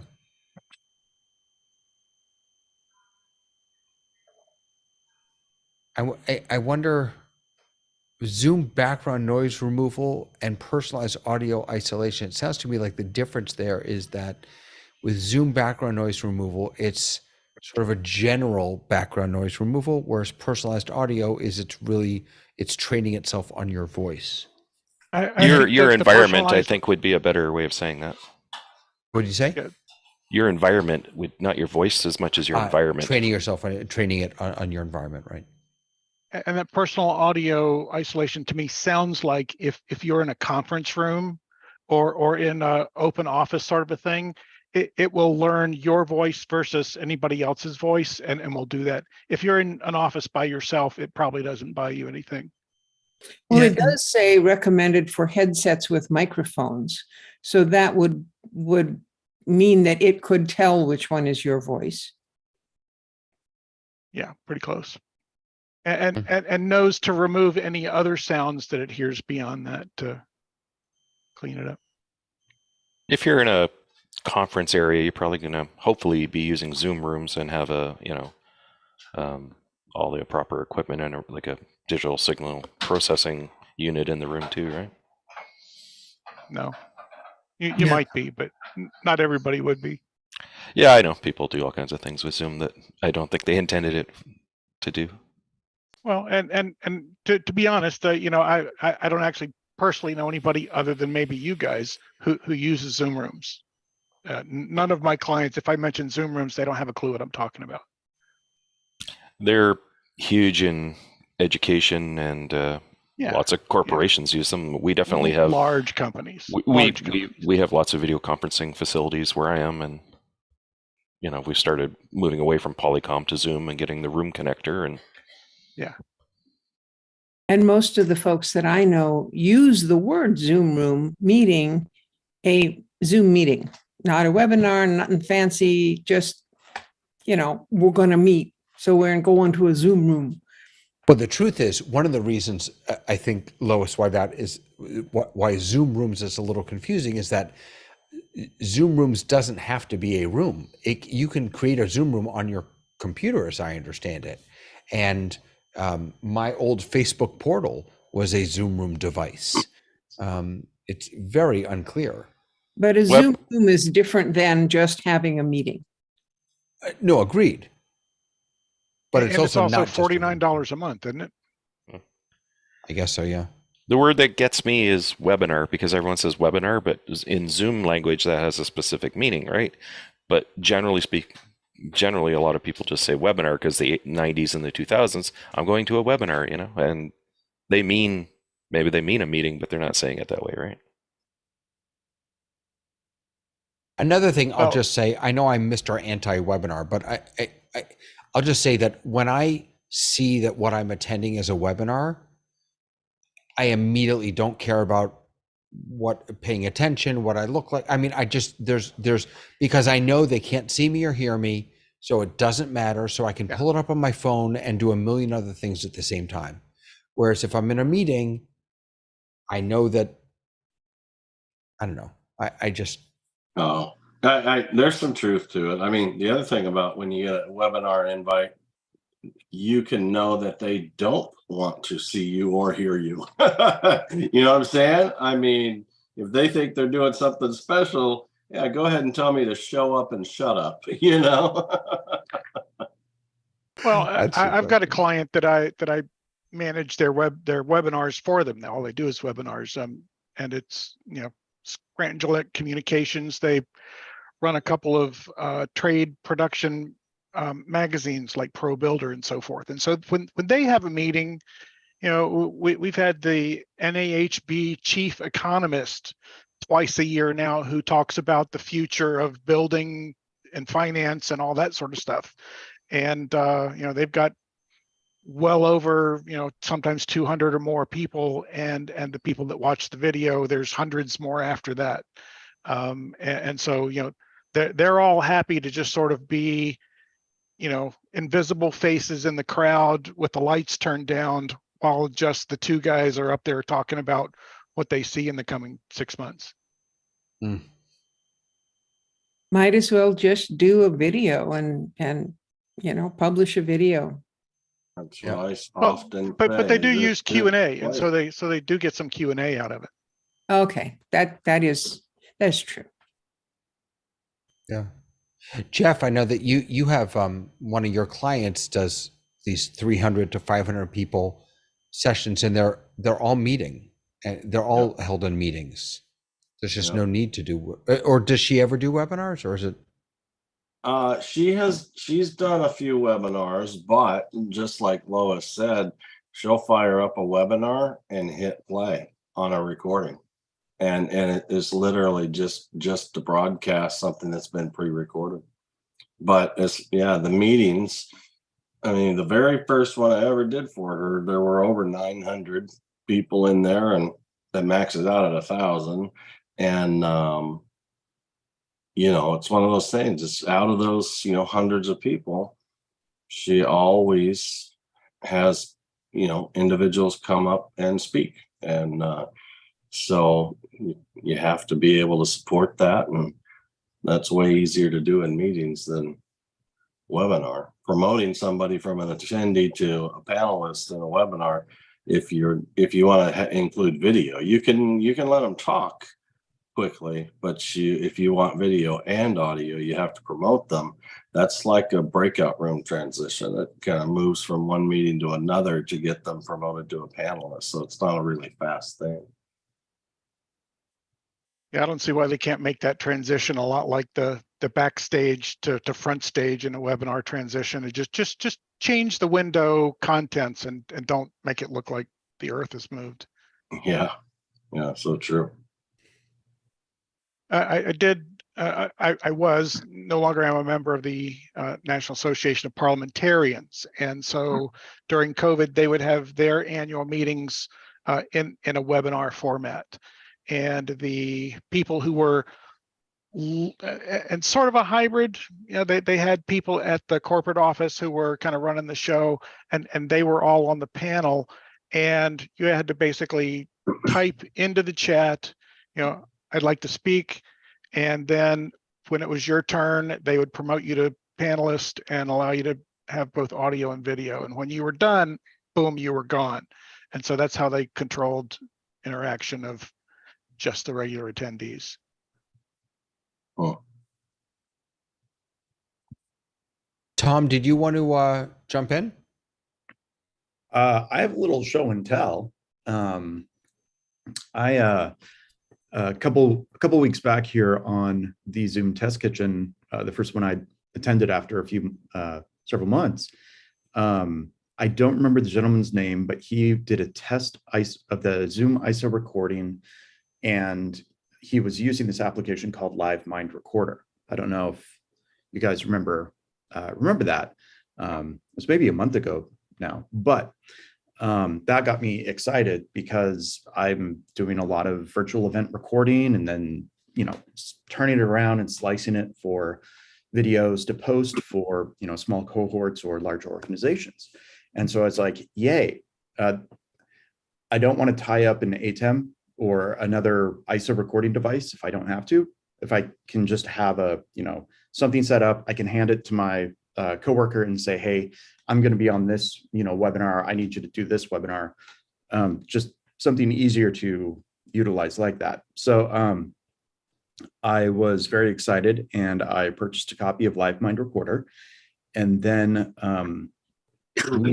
week before last, I popped in here and with ZoomISO, I recorded the session. And what I found was that Live Mind Recorder records out in a video format, video codec that is the NDI spec, but just about nothing likes it. You install the NDI tools and you can import it into Premiere, and you can also put it into, you can do some conversion with Media Encoder, but what I kept running into was that it was crashing, the codec was crashing when I was working in it. My setup, I'm on an M1 Max with 64 gigabyte. So it is a couple of years older. It's not an M2 MacBook Pro, but it is, the M1 Max, and it can handle creating DCPs for theaters and doing all that stuff. I can do that. But it was driving me nuts. And then I would try to, compressor wouldn't touch it, Media Encoder wouldn't touch it. What seems to be the only thing that I found that works well is utilizing FFmpeg.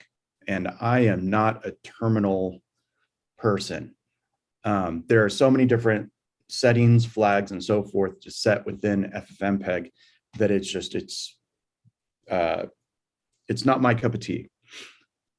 So what I did find is there is a, let me do a screen share here. So I'll show you what happens.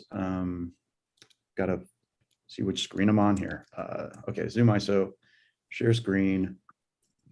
So for everybody, while Tom's doing that, the person was Robert. Robert actually records all his events using this software, and he was the one that mentioned it to everybody. Go ahead, Tom. Yes, thank you. Thank you. Oh, whoops, wrong. Okay, well, I'll just start with the screen and I'll bring stuff on here. So this is a different event that I did for an organization. To let you know, Tom, too, Robert is watching. So. Oh, Robert, hello. Oh, is he in the YouTube? Yeah. Okay, thank you, Robert. I appreciate this. So, when I record out of like right now, I've got a live record going in Live Recorder, so you can see here. Let me get the little confidence monitor up there. So you can see I'm recording the different channels to an ISO channel.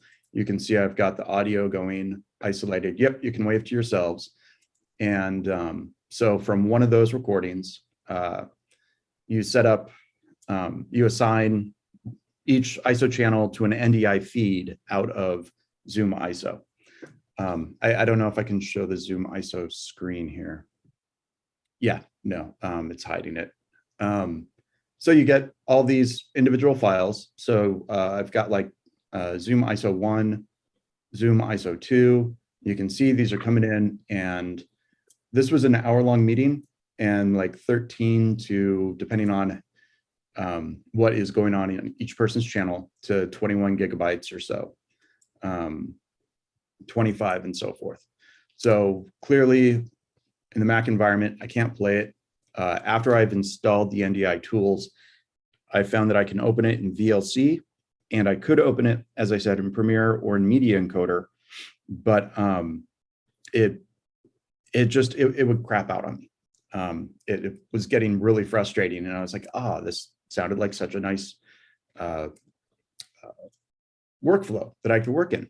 So I found an app that is basically a GUI for FFmpeg. And so I can just grab one of the files. I can choose an encoder. So let's say I want to take it to Apple ProRes. I could do H.264 or something else.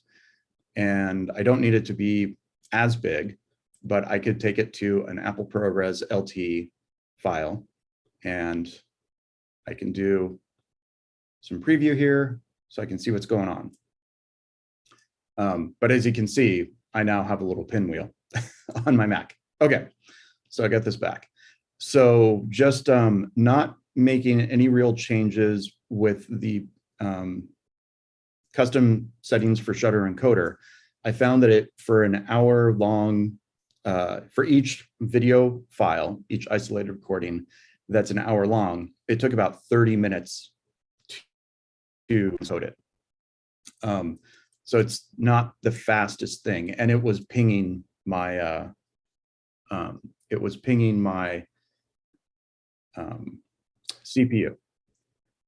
I didn't take any screenshots, unfortunately.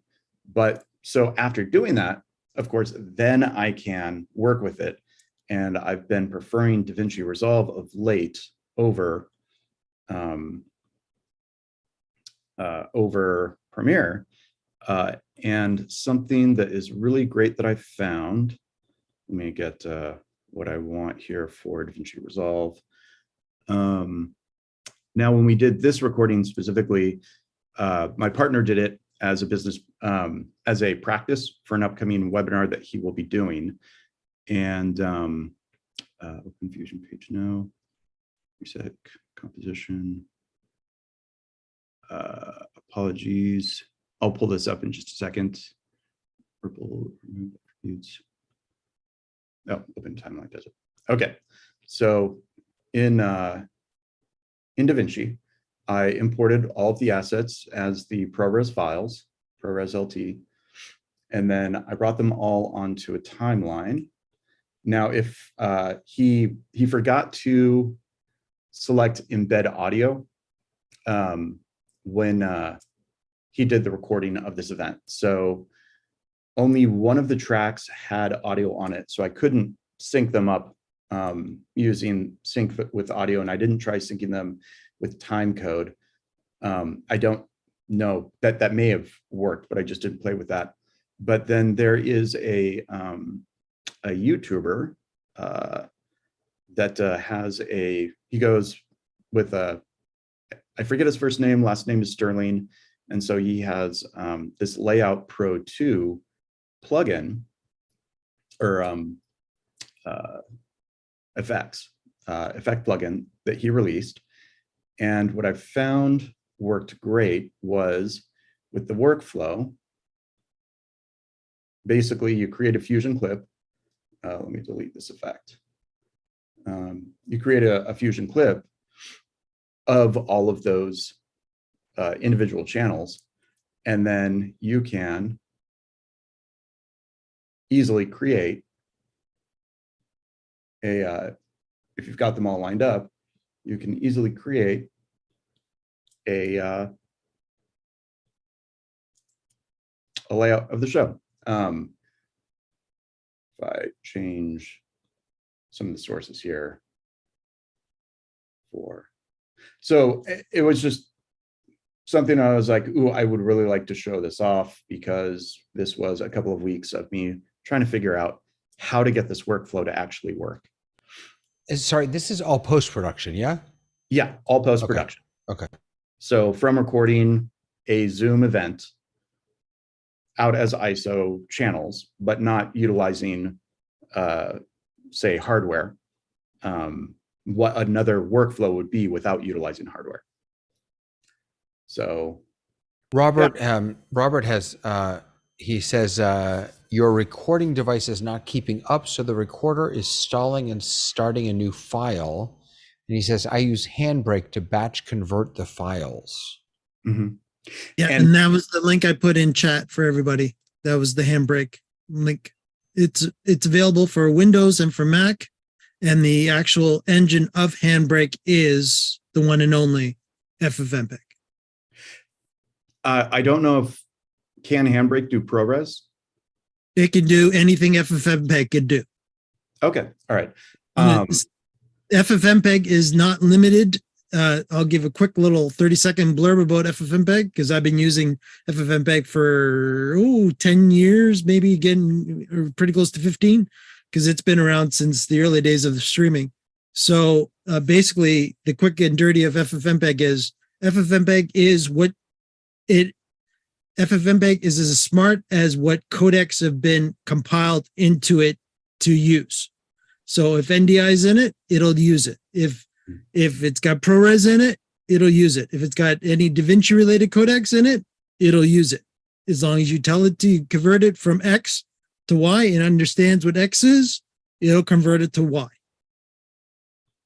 And I haven't experienced batch converting in Handbrake before, but what I did like about Shutter Encoder was that I could drop all of the streams that I wanted to into the choose files, or I could do a watch folder like I can with Premiere or Compressor, and create a watch folder that I could just drop things in, and then it would batch transcode.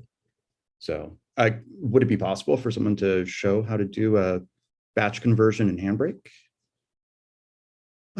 Again, I'm the command line guy when it comes to FFmpeg. So basically, I would set up a text file of all the different files that I would want it to do the batch file for, and I will say FFmpeg, go to this text file and do everything in this text file and spit it out as this, and then it would be done. Okay. But in Handbrake, it's basically the same thing. Handbrake is just writing that text file for you, shall we call it, for lack of terminologies, based on the specific information in Handbrake, which you can get as granular in Handbrake. And again, I don't know the one you're using, but Handbrake is one of the original ones, the original GUIs for FFmpeg, and it's open source and such. You can get very, very granular with the commands within FFmpeg. My suggestion would be is if you do need to tweak certain things within FFmpeg, that we got a new person that has joined Jeff, and on top of that too, if you do to go to actual FFmpeg's website, and you'll be able to see the different commands and what the actual commands will do, and that'll help you a little more in Handbrake, because Handbrake is not for, you would have to be at a fairly good level. There is some wizards in Handbrake, but again, you can get very, very, very specific for the FFmpeg engine. And again, most, people in the CDN world that are doing the transcoding and such, 9 times out of 10, they're using FFmpeg. If they're not, they made their own version of it. I don't know if Handbrake supports a watch folder, but it does. You can queue up batches of files to process. If that's helpful to you, I don't know. But okay. Yeah, it's just one GUI versus the other. I think Yeah, and Robert made another comment too. He said, just raise the audio up by 12 dB when transcoding. Otherwise, the volume will be too low. So again, that must be based on his experience with all his recordings. Because of the way that NDI is doing its recording, you must have to boost it by 12 dB. And again, that would probably help. For lack of terminology, I don't like using the word normalize because that's a nasty word in the audio world. But it'll, get everybody virtually at the same level, audio level. Okay. Thanks, Robert. That's very cool. Thank you, Robert. Yeah. Oh, the other thing that I ran into with when I would try to use media encoder was that it was the audio sync, the AV sync was going way out. So as Robert said, it sounds like it was having trouble because it was not keeping up with the recording. So the recorder is stalling and starting a new file. And it was just outright stalling it. There wasn't anything going on in the background. It just crapped out, unfortunately. Yeah, so another unfortunate thing is it's currently, and Robert and I have had long conversations about this, but right now officially it's a feature in NDI for audio to drift from video. So as NDI will progress, the longer your event will be, there potentially could be audio and video sync issues down the road for you by default. Joy. And as I usually say, for free. Thank you so very much. I really do appreciate that, Mike and Robert. Yeah, so again, you might have to play a little more in DaVinci when you bring it in to actually get, you would be better if you can send time code to the files so that it's embedded in the time code and DaVinci can read it. That's going to definitely help you out immensely. Yeah. Especially with the NDI drift. And LiveMind says in its documentation that it does encode time code into the ISO files. So I just haven't gotten that far because first off, I was just trying to get the files to work usably. So my next one is to work on today. I'm recording and I'll play with today where I've got the audio and video for everything and work with that. Yeah, again, it all comes down to, again, if it's staying within the machine, if you're recording it within the same machine, you're fine. But as soon as you are offloading that NDI onto the network, there is the potential, again, even more now of drift because of the fact, depending on how you've got your network set up. Right. Got multicast turned on, if you've got DHCP snooping on, et cetera, all the NDI tweaks that you have to do to a network to actually get things to work properly. Yeah. And reliability. I was excited today that NDI was the topic of office hours. Oh, you've got your.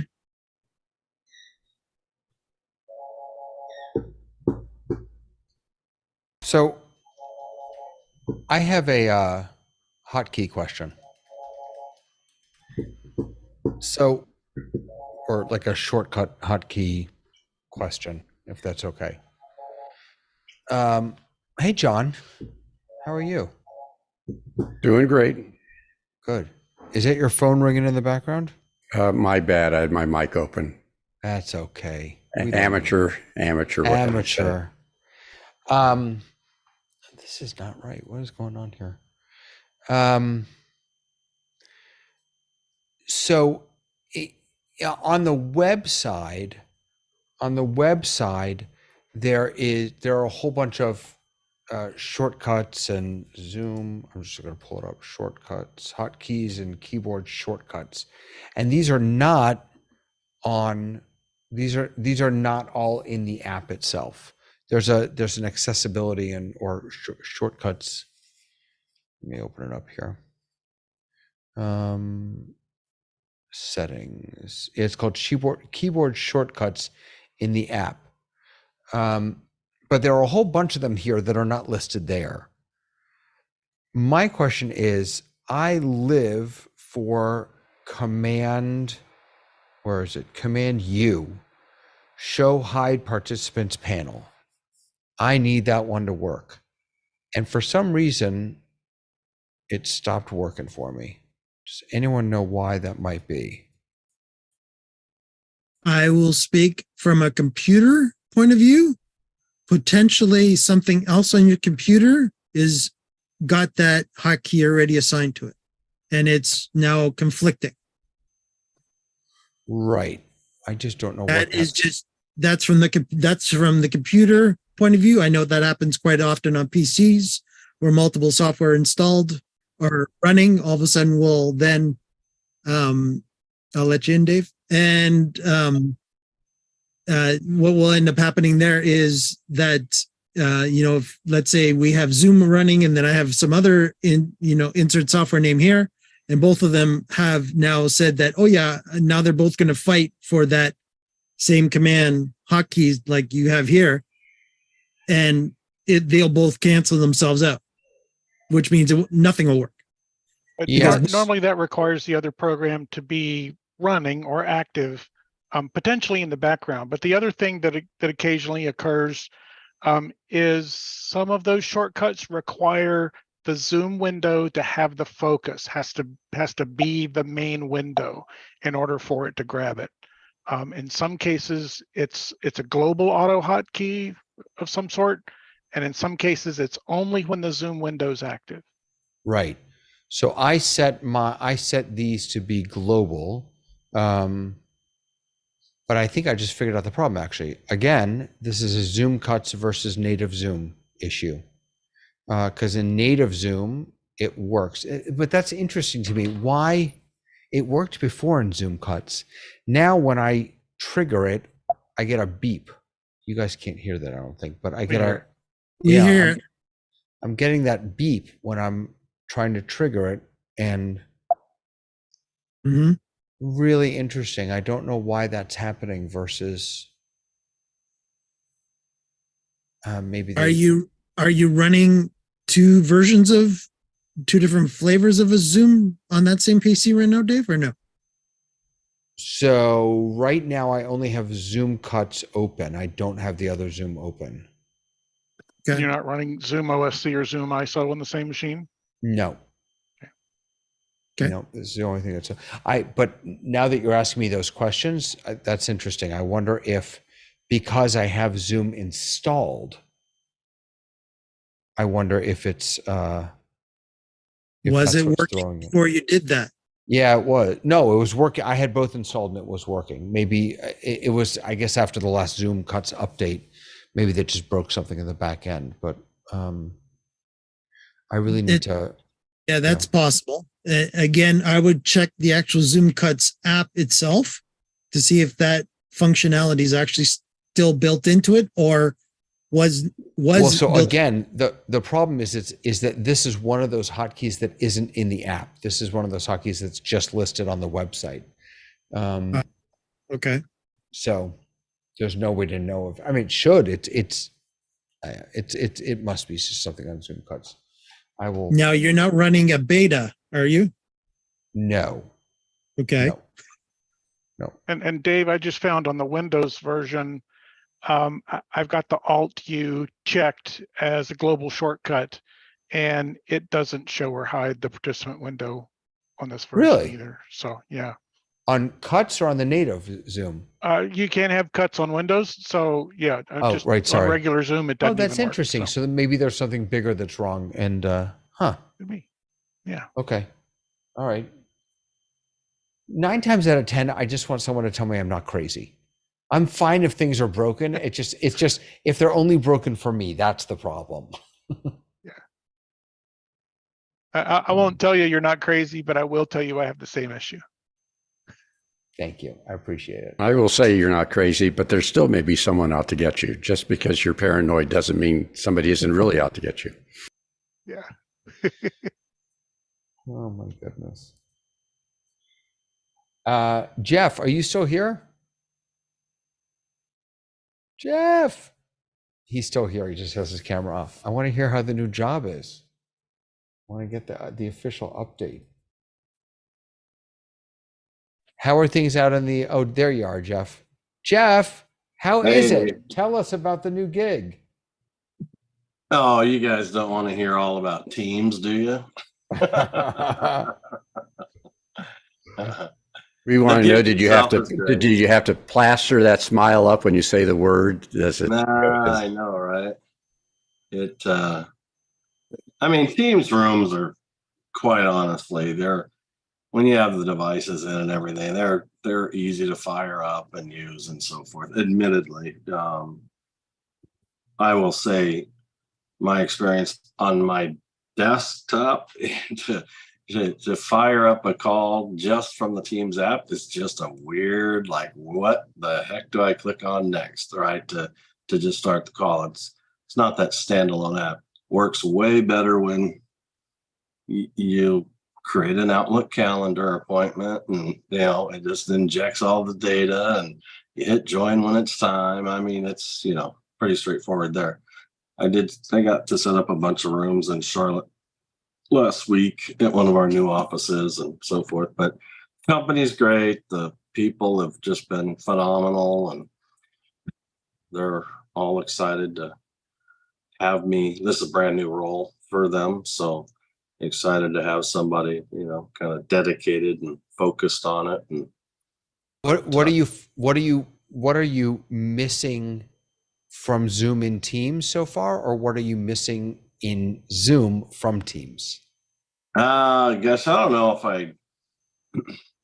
well, I mean, I had a conversation with the guy who's, been struggling for a long time, just trying to add this responsibility to his day. We were talking, so as a Teams shop, we can configure a Teams room to accept WebEx calls and Zoom calls and BlueJean calls as well, and it works. But if it happens to be a 2-screen room, I mean, some of the conference rooms are just one large screen, but some of them are 2 large screens. If you bring in a Zoom call into a Teams meeting, everything goes to one monitor and the other one just goes black. And so the 2 companies have integrated it together, but decided to just keep it simple and all on one monitor. So it kind of takes away very visually, to the audience that collapsing it down to one big screen. So, and everything's still there, it's just not kind of thrown out there. I will say that now I don't have a ton of experience in Zoom room, multi-monitor rooms. Teams by itself with Teams devices, without going into like the Crestron custom, programming and so forth, is a 2-monitor solution, where Zoom rooms can do 3. But I will say our Charlotte conference room that got stood up last week had 2 big monitors, and they're probably 85, 90 inches each, and so they're big displays, and they had a meeting with 75 employees or so, some in room, some remote. And when they fired up the meeting and people started, coming in, they started coming in on both screens, and live video of individuals on both screens. And then when the presenter showed up and hit a share, that took up number 2, and everybody got, it was very intelligent. And, if it's like, so I don't know what the magic formula is, if you're the speaker, David, it'll shrink you in half side to side, but make you full height, and then chunk down the others inside. So not everything has to be kind of even and square and same dimensions and so forth. So, there's subtle differences, but the experiences, the more I dig into it, there's a lot of really similar, front row is like immersive Zoom, and gallery and so forth. So a lot of the options are pretty parallel with one another so far, but most of it's about the culture. I mean, just the company and what they do, and I went and volunteered last night at the Kansas City Zoo, and it was a private invite showing all the contractors that we built the new aquarium that's there, and so all the contractors that were involved could come in with their family and show them the aquarium and all this and that. Today was the ribbon cutting. So there's a real sense of pride in what the company builds and delivers for customers, and they're really, really, really good about letting and getting the employees out there to see the work, and it's all over the country. So, and lots of different kinds of things. From in Charlotte, we're doing an airport terminal, and Tuesday I'll be touring KC. It's the first professional women's soccer stadium that they're just almost finished with it. Can't remember what they're called, but it's like across the interstate from us.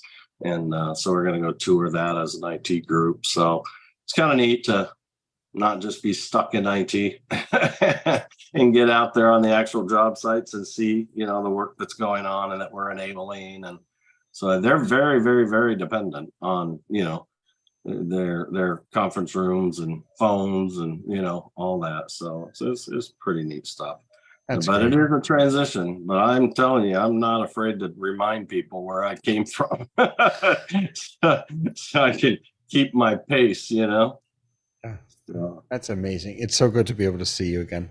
Please pop in all the time. All the time. Well, I can't. I mean, I got home today. We closed early for the holidays. And we closed Monday, and I got that alert. I'm like, oh my gosh, it's on. I said I should go pop in. So first chance I've had, but we love seeing you. See the recording, and yeah, it's good times. Yep. All right, friends. Special thanks to Robert, who was chiming in the whole time from Poland. Good to see you here. Ray, did you want to jump in real quick? I saw you unmute. I wasn't sure. Real quick, while Jeff was talking and I'm kind of watching over there, I was like, well, let me play with this participants window a little bit. And I closed the participants window, clicked the little X, and now the participant button doesn't even work. If I click on participant, it won't even bring up the window.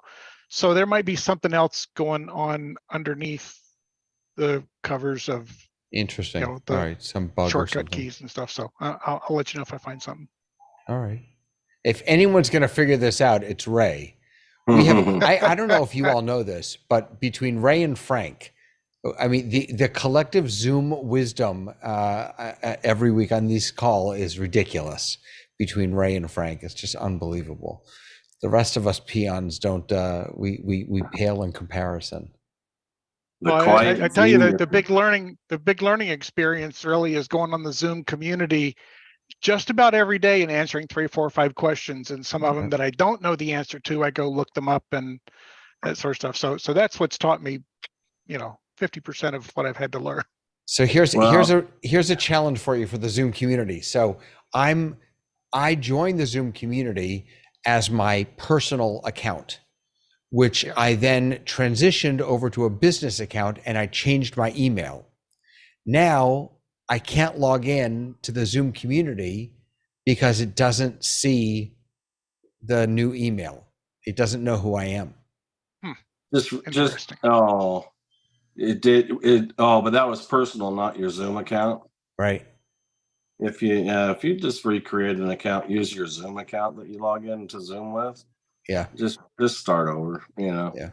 I mean, it will recognize if you're already logged into one account. It should recognize when you go into the Zoom community that whatever is associated with that new account Right. But what I'm not sure is how can you change the account that was on the Zoom community to another one? I'm gonna ask my Zoom counterparts how that works.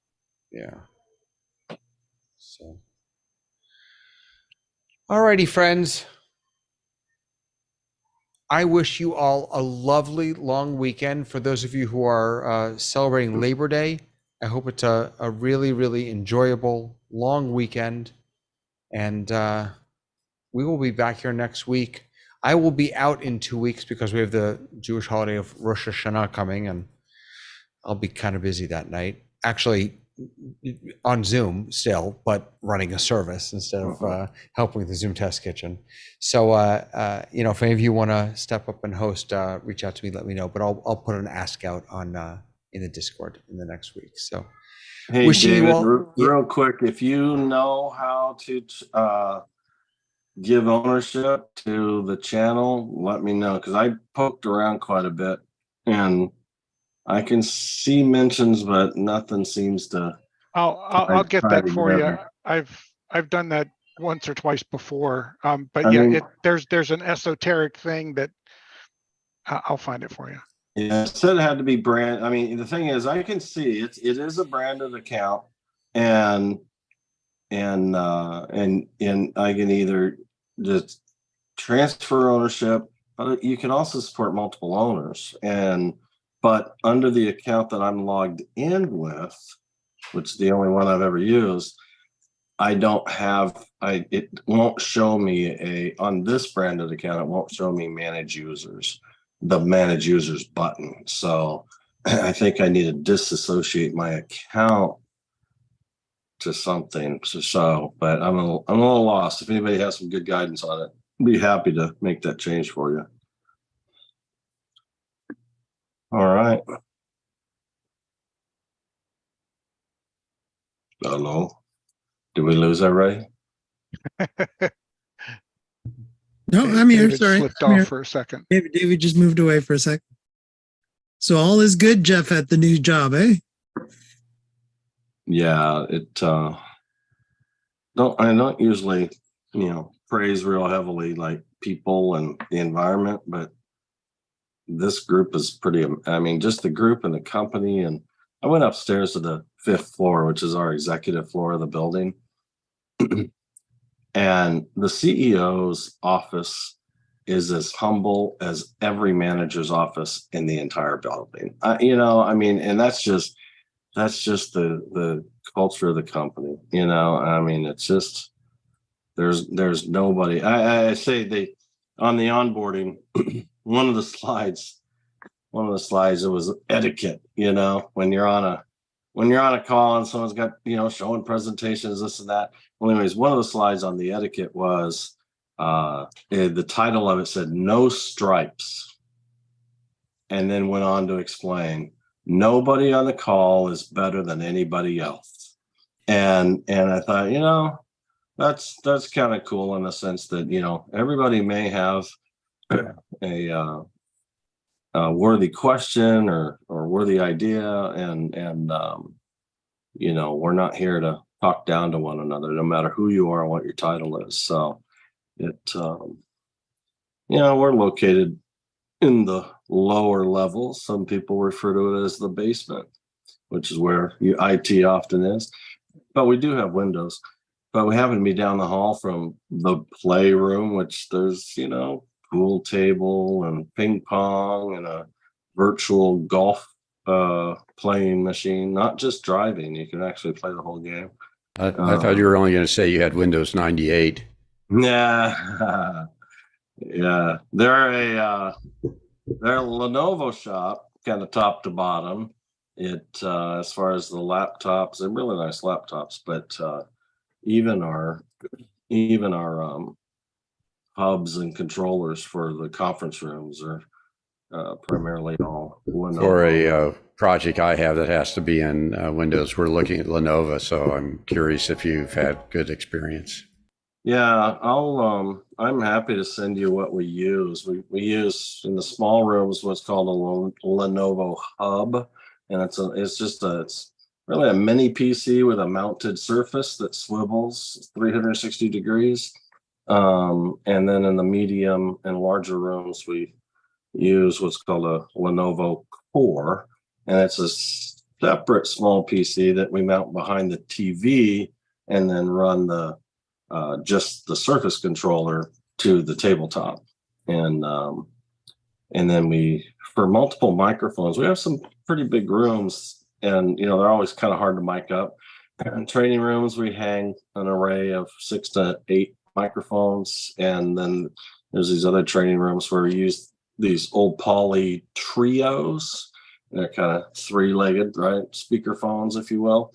But they also support daisy chaining to themselves, so there's only one connection ultimately to the computer, and they also each will support 2 extension microphones off them as well. So you can get some really, really good coverage.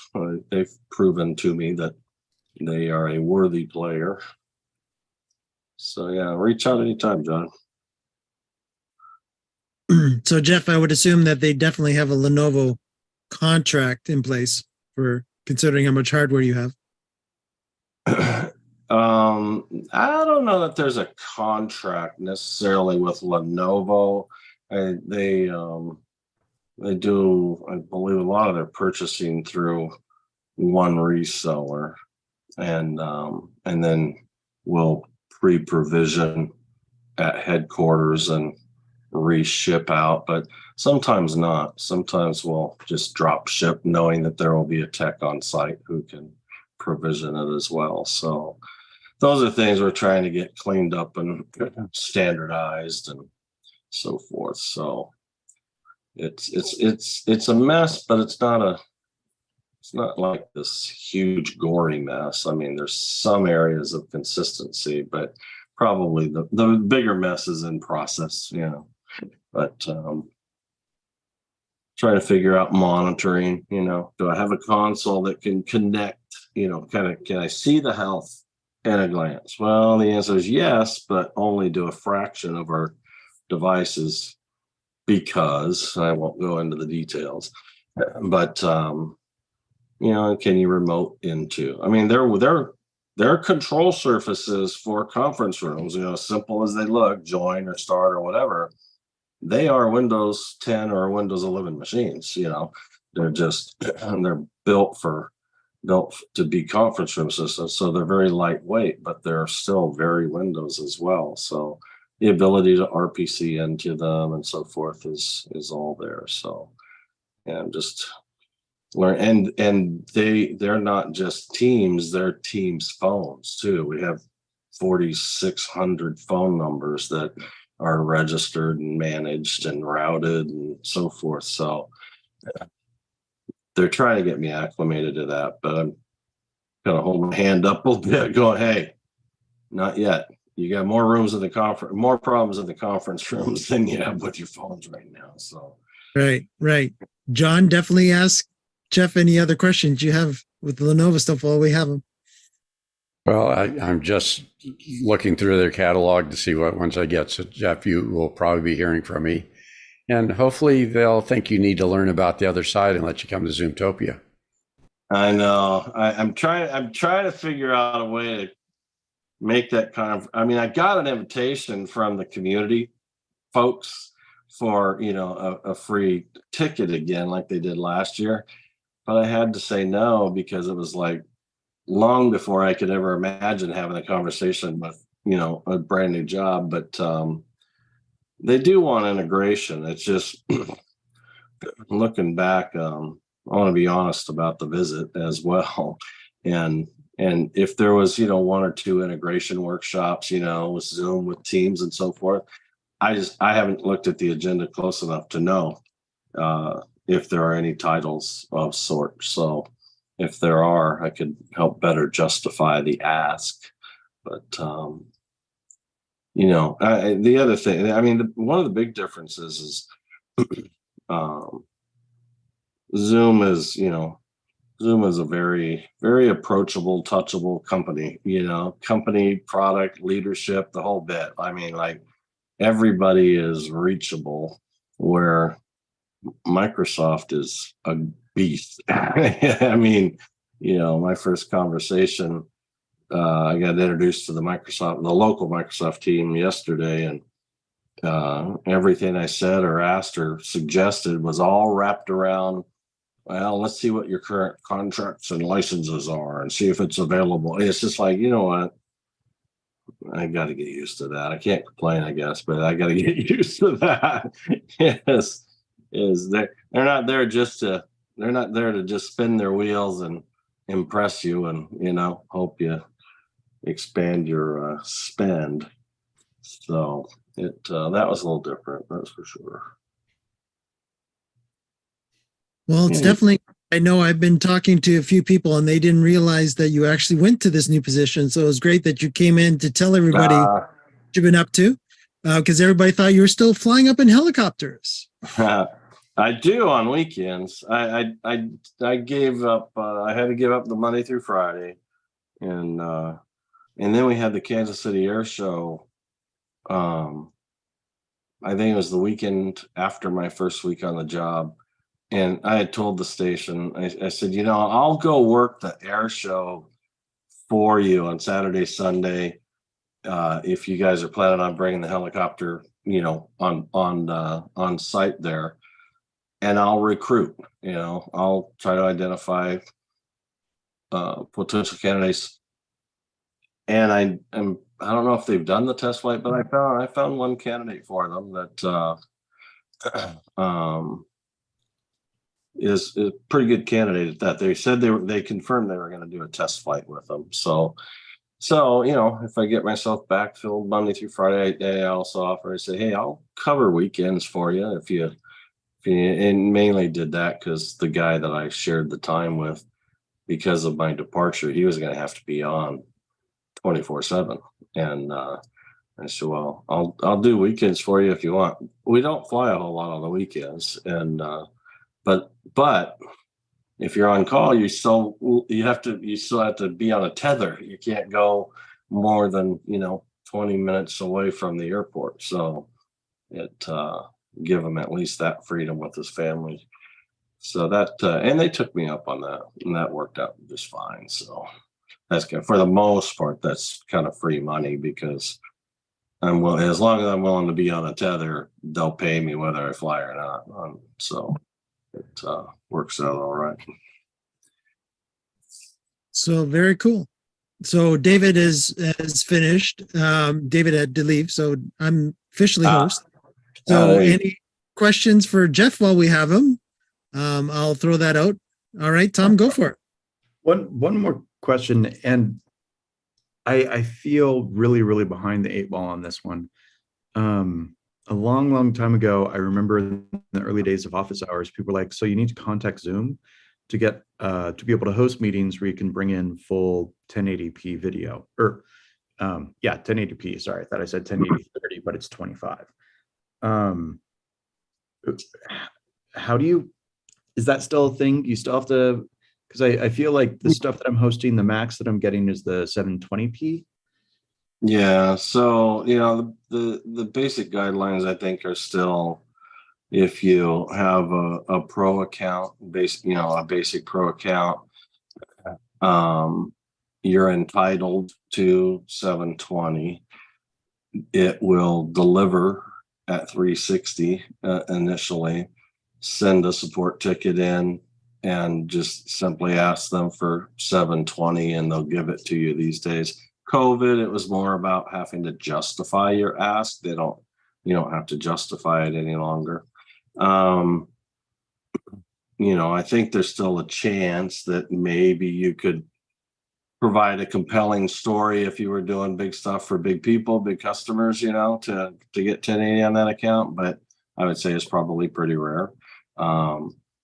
The next thing they'll explain is 720 for biz, or 720 for pro, 1080 for business and enterprise licenses, and a business account starts at basically 10 pro accounts at a minimum and more. And then we've always added a little tag to that says, we are aware of people who have successfully been able to get a business license but they're not quite ready for the 10, and they started at like 8, and they could still get the 8 on the business and then be able to get the 1080 also, and then eventually grow into that 10 that they want you at or more. So there's that possibility as well. Just depends on what your business will justify. But yeah, getting 1080 on a single pro, I think is fairly low odds, So this is for an enterprise account. I mean, we do stuff for the federal government, like Health and Human Services. Yeah, no, if it's enterprise, you don't, if you're getting 720, that's kind of like the pro accounts base 360 that it ships with. You're just you're just using what they gave you out of the box. So your support ticket needs to go in and say, hey, please enable, and Frank just put it in chat. They refer to it as full HD. Don't just say HD. HD is 720 to Zoom. Right. Full HD is 1080. And request full HD. And if you've got webinar on there as well, you really probably need to extend that messaging that that includes, enable 1080, full HD 1080 for meetings and for webinar and for webinar attendees, because they're a separate group. If they enable full HD for webinar, you will not be delivering 1080 to your attendees, and you'll go back and have to send them that last request to enable full HD to attendees on your webinar as well. Okay, I do apologize. Now, if you have an enterprise account and you have a rep, your rep should really be able to help you through all that too, But in one way or the other, support ticket, we'll keep it documented. And I haven't heard anybody really say that they're anything but responsive, so shouldn't be too awfully challenging. And Tom, Frank put the link to where to send these ticket to in chat.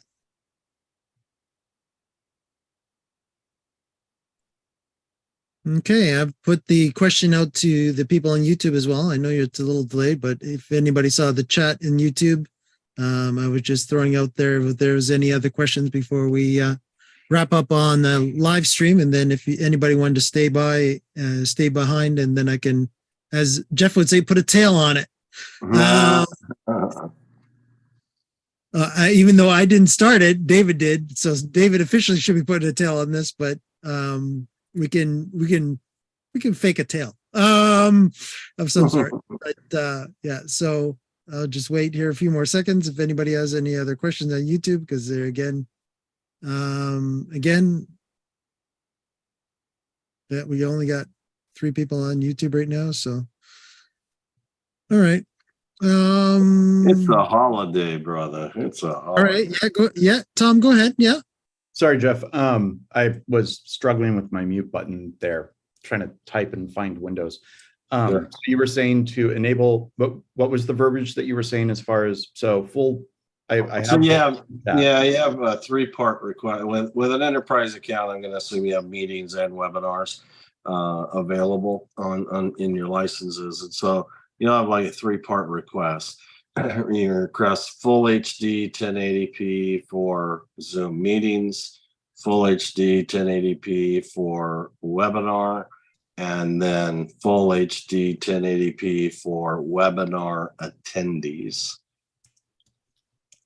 Okay, perfect. Sorry, you were listing that out when you were explaining it before, and I was like, I'm falling behind here. I apologize. Yeah, no worries. No worries. Yeah, there used to be a really big problem that people would, they'd get the request in for 1080 on their webinar, and they'd get it, and their panelists look great, and their audience would still get their panelist in 360, and it's super frustrating. But yeah, just to, knowledge is power, right? To know is to know what to ask for. But yeah, you do those 3 requests, and I don't think they have to be separate. Just do them all in one, and you'll be looking good. Then you know, I mean, and that doesn't even give you any guarantee, right? I mean, it does tell you that the license and the Zoom servers have all been given the capability, you know, but it's still, you know, do you have a mobile device show up? Do you have, you know, somebody with a camera that just doesn't have the capability? I mean, there's still variables that can knock that down. In meetings, you can't do anything about it. You know, if you're sitting at 1080 for the first 30 minutes of the meeting and somebody shows up on their phone, everybody is screwed and they get dropped down to 720. There's nothing you can do to change that, other than if you know who's on the mobile device, which is not an easy thing to figure out. You can send them to the waiting room and it will pop it back up to 1080. But in webinar, when you get 1080 enabled, not just in webinar, but also webinar to the attendees, when you schedule your meeting, you'll see the checkbox, multiple checkboxes for enable HD, and then there's a sub checkbox that will say always enable HD for attendees, and it's like a force, you know, it feels like it's going to force it out there. What that does at the end of the day is when you have an attendee show up with this mobile device that would in meetings knock it down to 720 because of the one mobile device, what it will do is it will knock them down to 360 and keep everybody else at 1080, and which is great. We would all sit here and scratch our heads and go, we sure wish meetings would act that way, but it doesn't. So anyways, just to know, yeah, I don't know how many webinars you do, but it's certainly helpful to understand, because you know you just can't you can't guarantee it. That's the thing, you know. Yeah. And the, you know, the forcing 1080 on everybody all the time, that at one point before they started supporting what do they call it? What do they call it? I want to say grid, but it's not grid, mesh.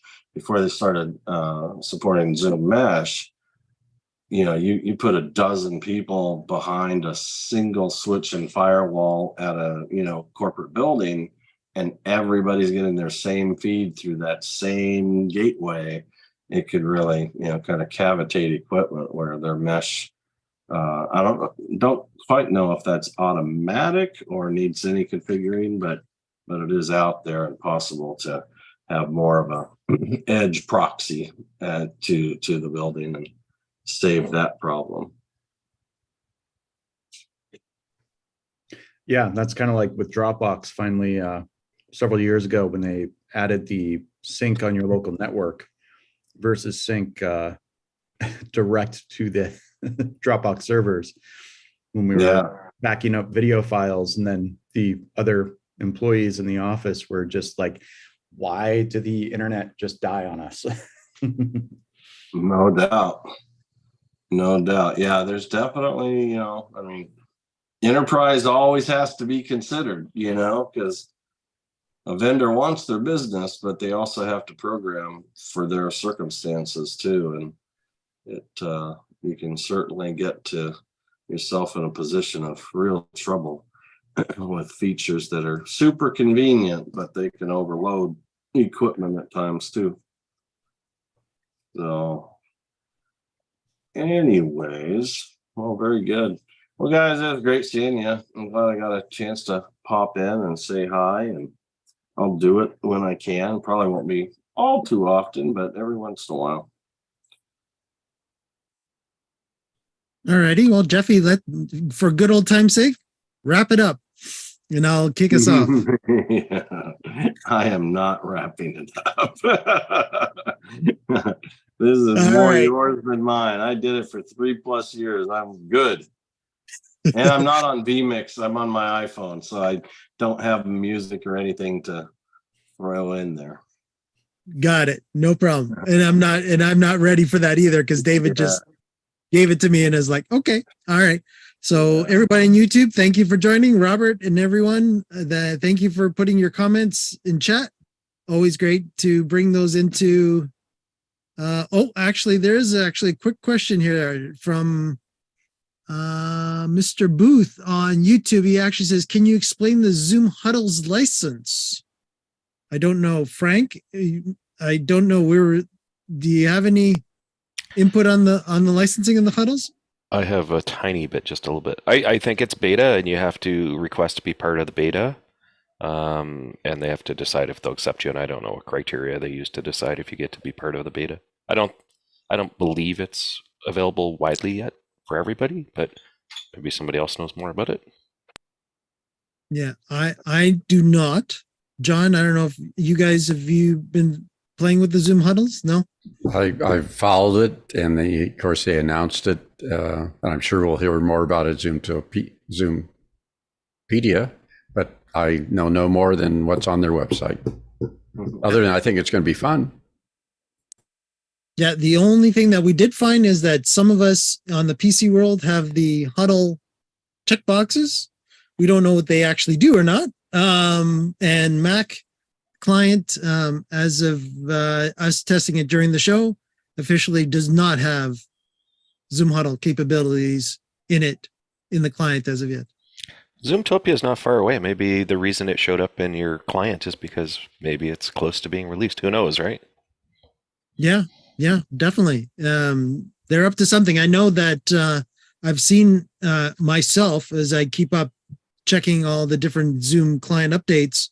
I've been seeing a lot of little updates lately for the client on my side anyways, where there's these minor revisions coming in and out all the time. And again, I'm only speaking from the PC side of things, not the Mac side of things, but there's been small little increments of stuff that are coming in.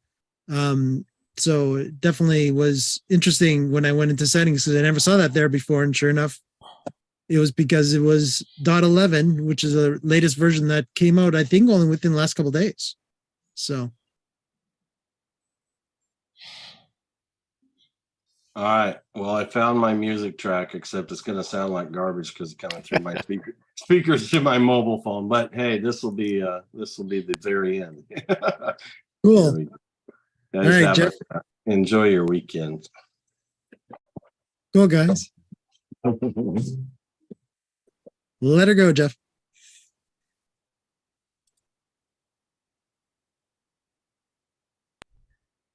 I think you have the Zoom audio.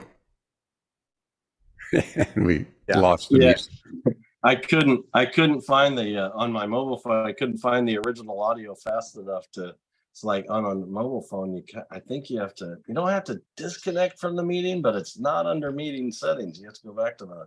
You just might have to sing it, Jeff. Where's your I Stream might have Deck? to hang out here to learn a few things about Zoom. The Stream Deck device. companion. Come on now. Yeah. That's it. Here we go. Here it is. Oh, all right. Now I'll turn it up.